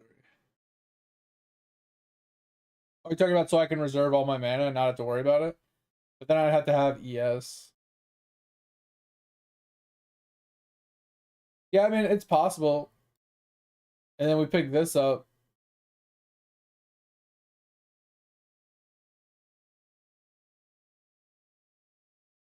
I don't know. It's possible we could do this. I just don't know if instant leech is necessary. Yeah, I do have like a lot of dudes just running like madmen, dude.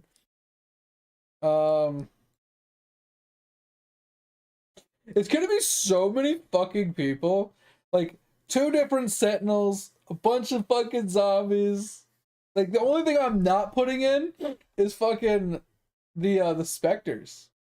And I don't like summon skeleton either. Summon skeleton just seems off to me. I don't really care for it.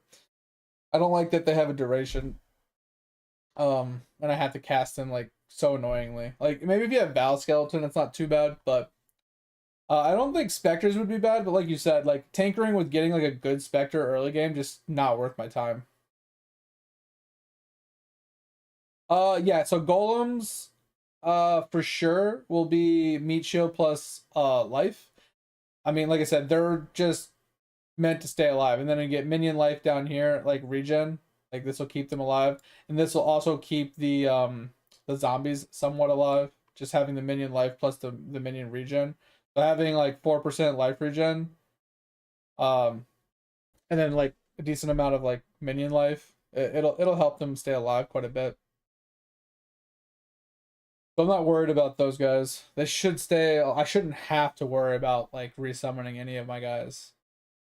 I am kind of contemplating doing an animate guardian though, like an early animate guardian.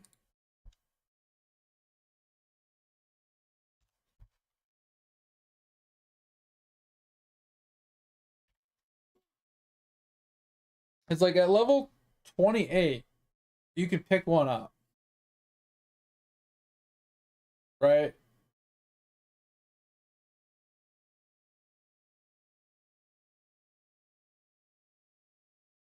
Yeah, I mean we could do offerings. Yeah, that's what I was saying. Offerings, in my opinion, are dog shit unless you do it on an on automation setup. So you have it set up to automate, you know, the cast. So just automatically cast Desecrate, automatically cast You know, the offering or whatever you want. And it'd probably be the crit one. Or the movement speed one. Yeah, because this is crit. Crit would be like in game, but I think uh flesh is best for attack speed, movement speed. I think this is what we would run early game. Because the attack speed would increase our damage output, but it would also give me the movement speed to be able to traverse from mob to mob faster. Because that's the biggest downside to a lot of the minion builds is not enough movement speed. So yeah, flesh offering on an automation setup would be pretty good. Yeah, Triggercraft past I mean, I don't personally like Triggercraft as a crafted mod. I like it as a veiled mod because of the 4 seconds versus 8 second. But yeah, if I wanted to take it seriously, maybe, but at the same time, I wouldn't do that at in game because the weapon I'm going to be using for chains of command doesn't make sense. Um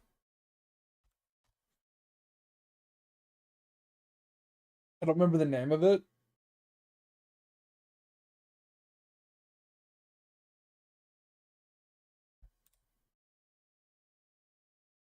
No. So the weapon I use, not the weapon my minion uses. The weapon I use. Oh god, can't remember the fucking name of it. Uh,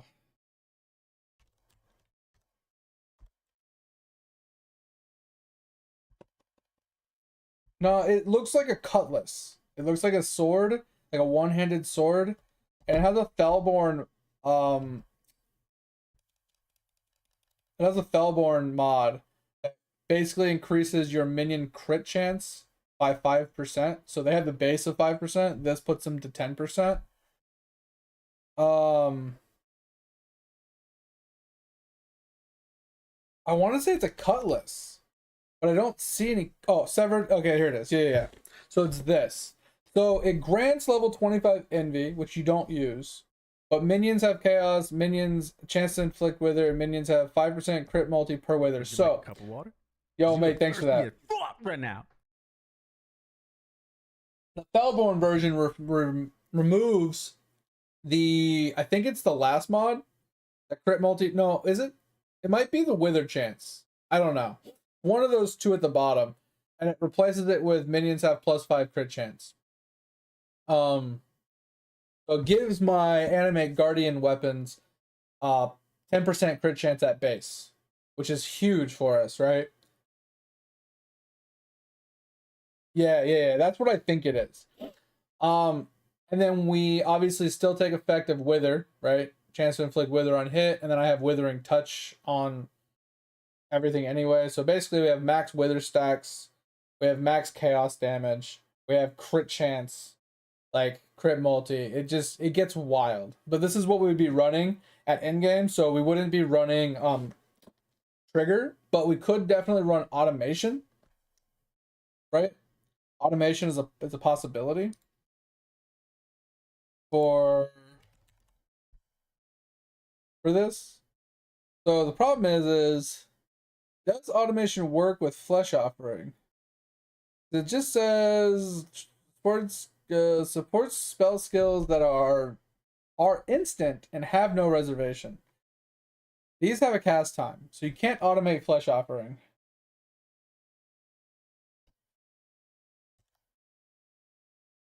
Desecration has a cast time, so you can't automate those.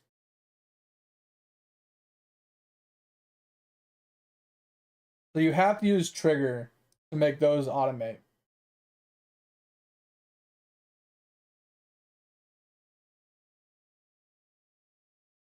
So it's like 2 extra spells you'd have to use, and I don't like adding spells to my bar.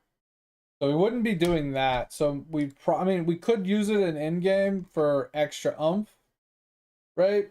But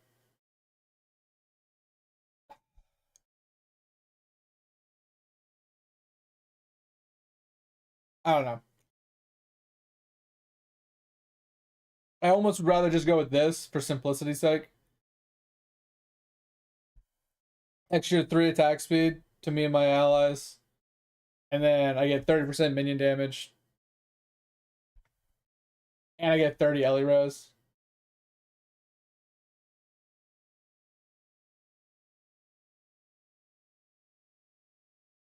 Really? I didn't realize that. But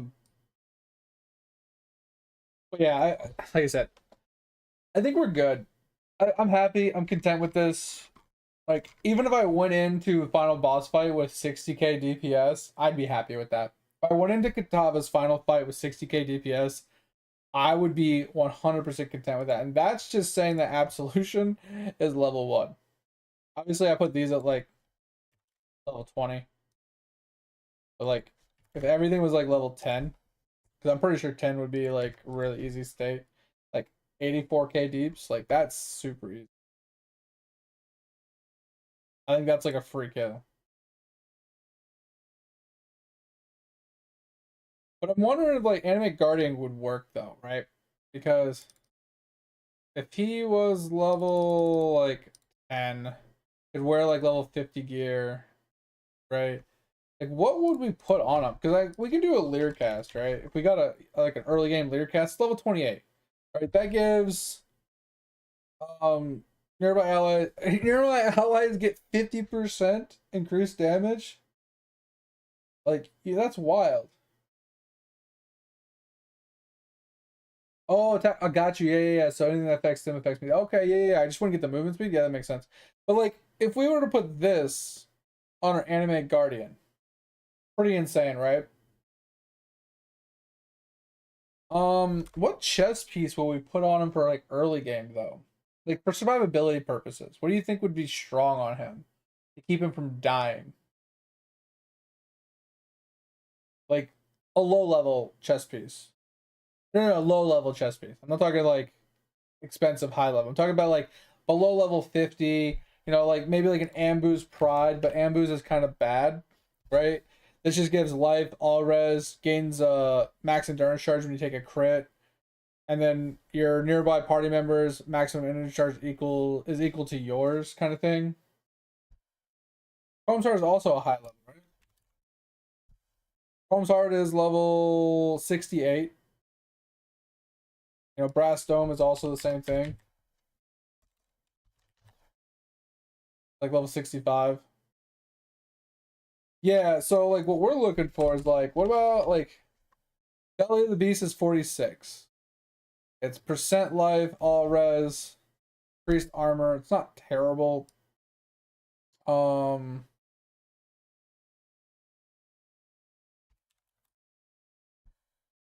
let's do body armor. What do we got? Um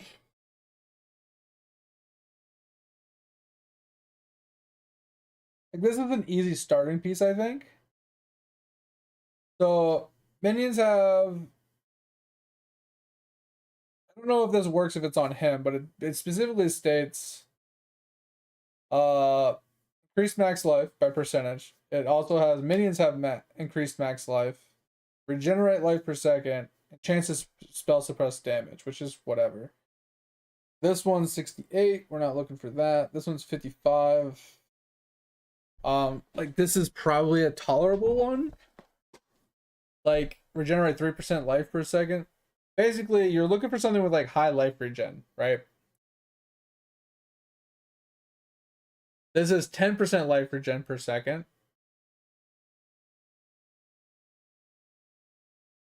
Yeah, that's what I'm saying. That one's questionable. But this one is just because he's not really there to do damage. He's there just to buff, right? Basically, he's there to put on Valir for 50% damage increase and to stay alive.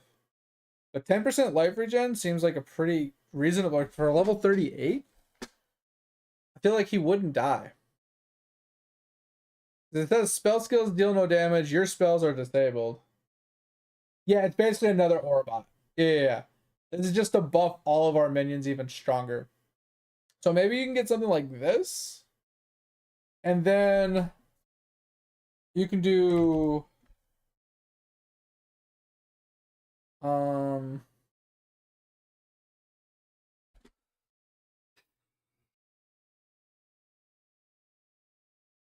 I think it was this, but I didn't realize it was. Wait, is it not that?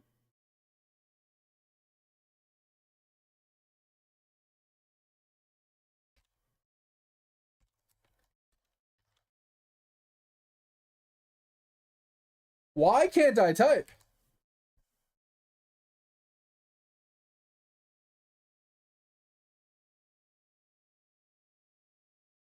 Why can't I think of what the staff is?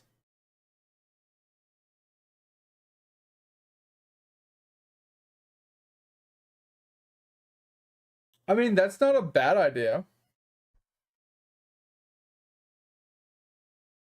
Hey, give me a second.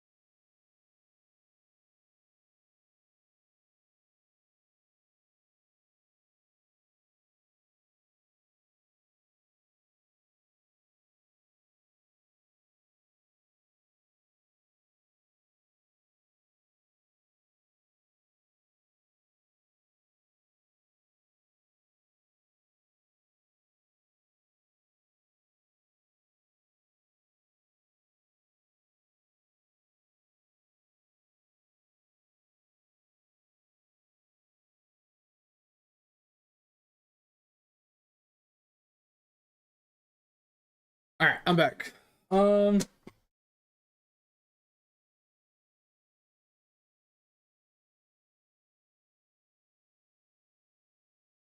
Yeah, I won't use skeletons for sure, but it's probably the same premise.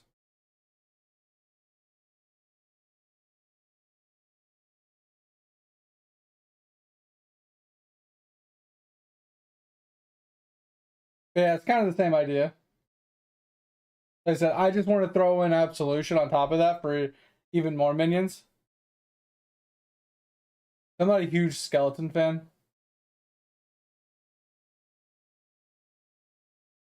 Um, but I wasn't hating the Phantasm that you were talking about, right?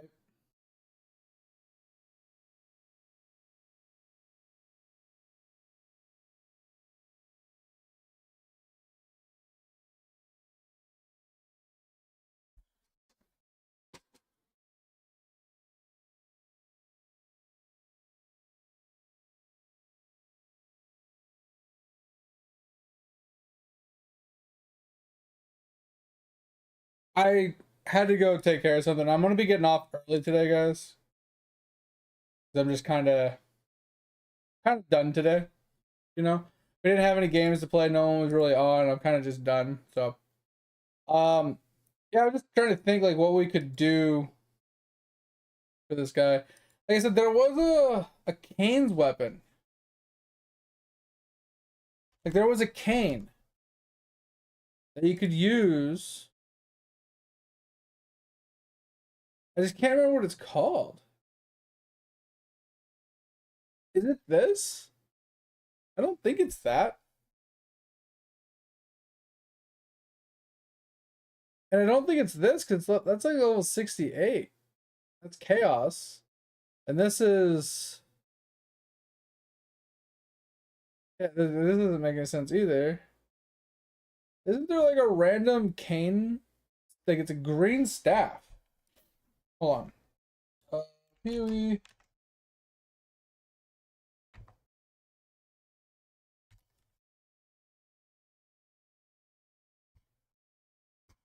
What is this thing called? This thing. Dying Breath. This thing. So I was thinking about this. Nearby allies increase damage. Right? So you run this with the Leer cast on the Animate Guardian early levels. And it just gives you like almost 70% increased damage for all of your minions. Like that's huge. And you just throw on that chest piece we were looking at, and it pretty much prevents him from dying. I think we're good with just that.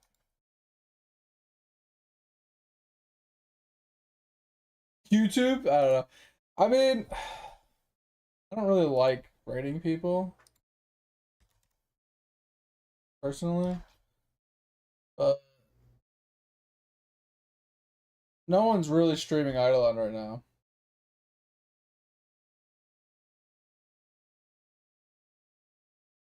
Everybody's got like one viewer streaming Eidolon right now. Like one guy here looks like a brand new player. He's punching boards. This guy's at least in World 5.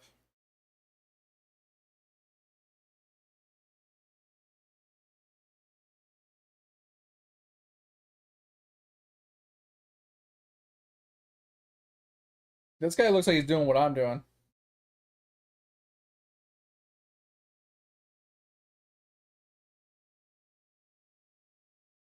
Yeah, I just don't like rating people personally.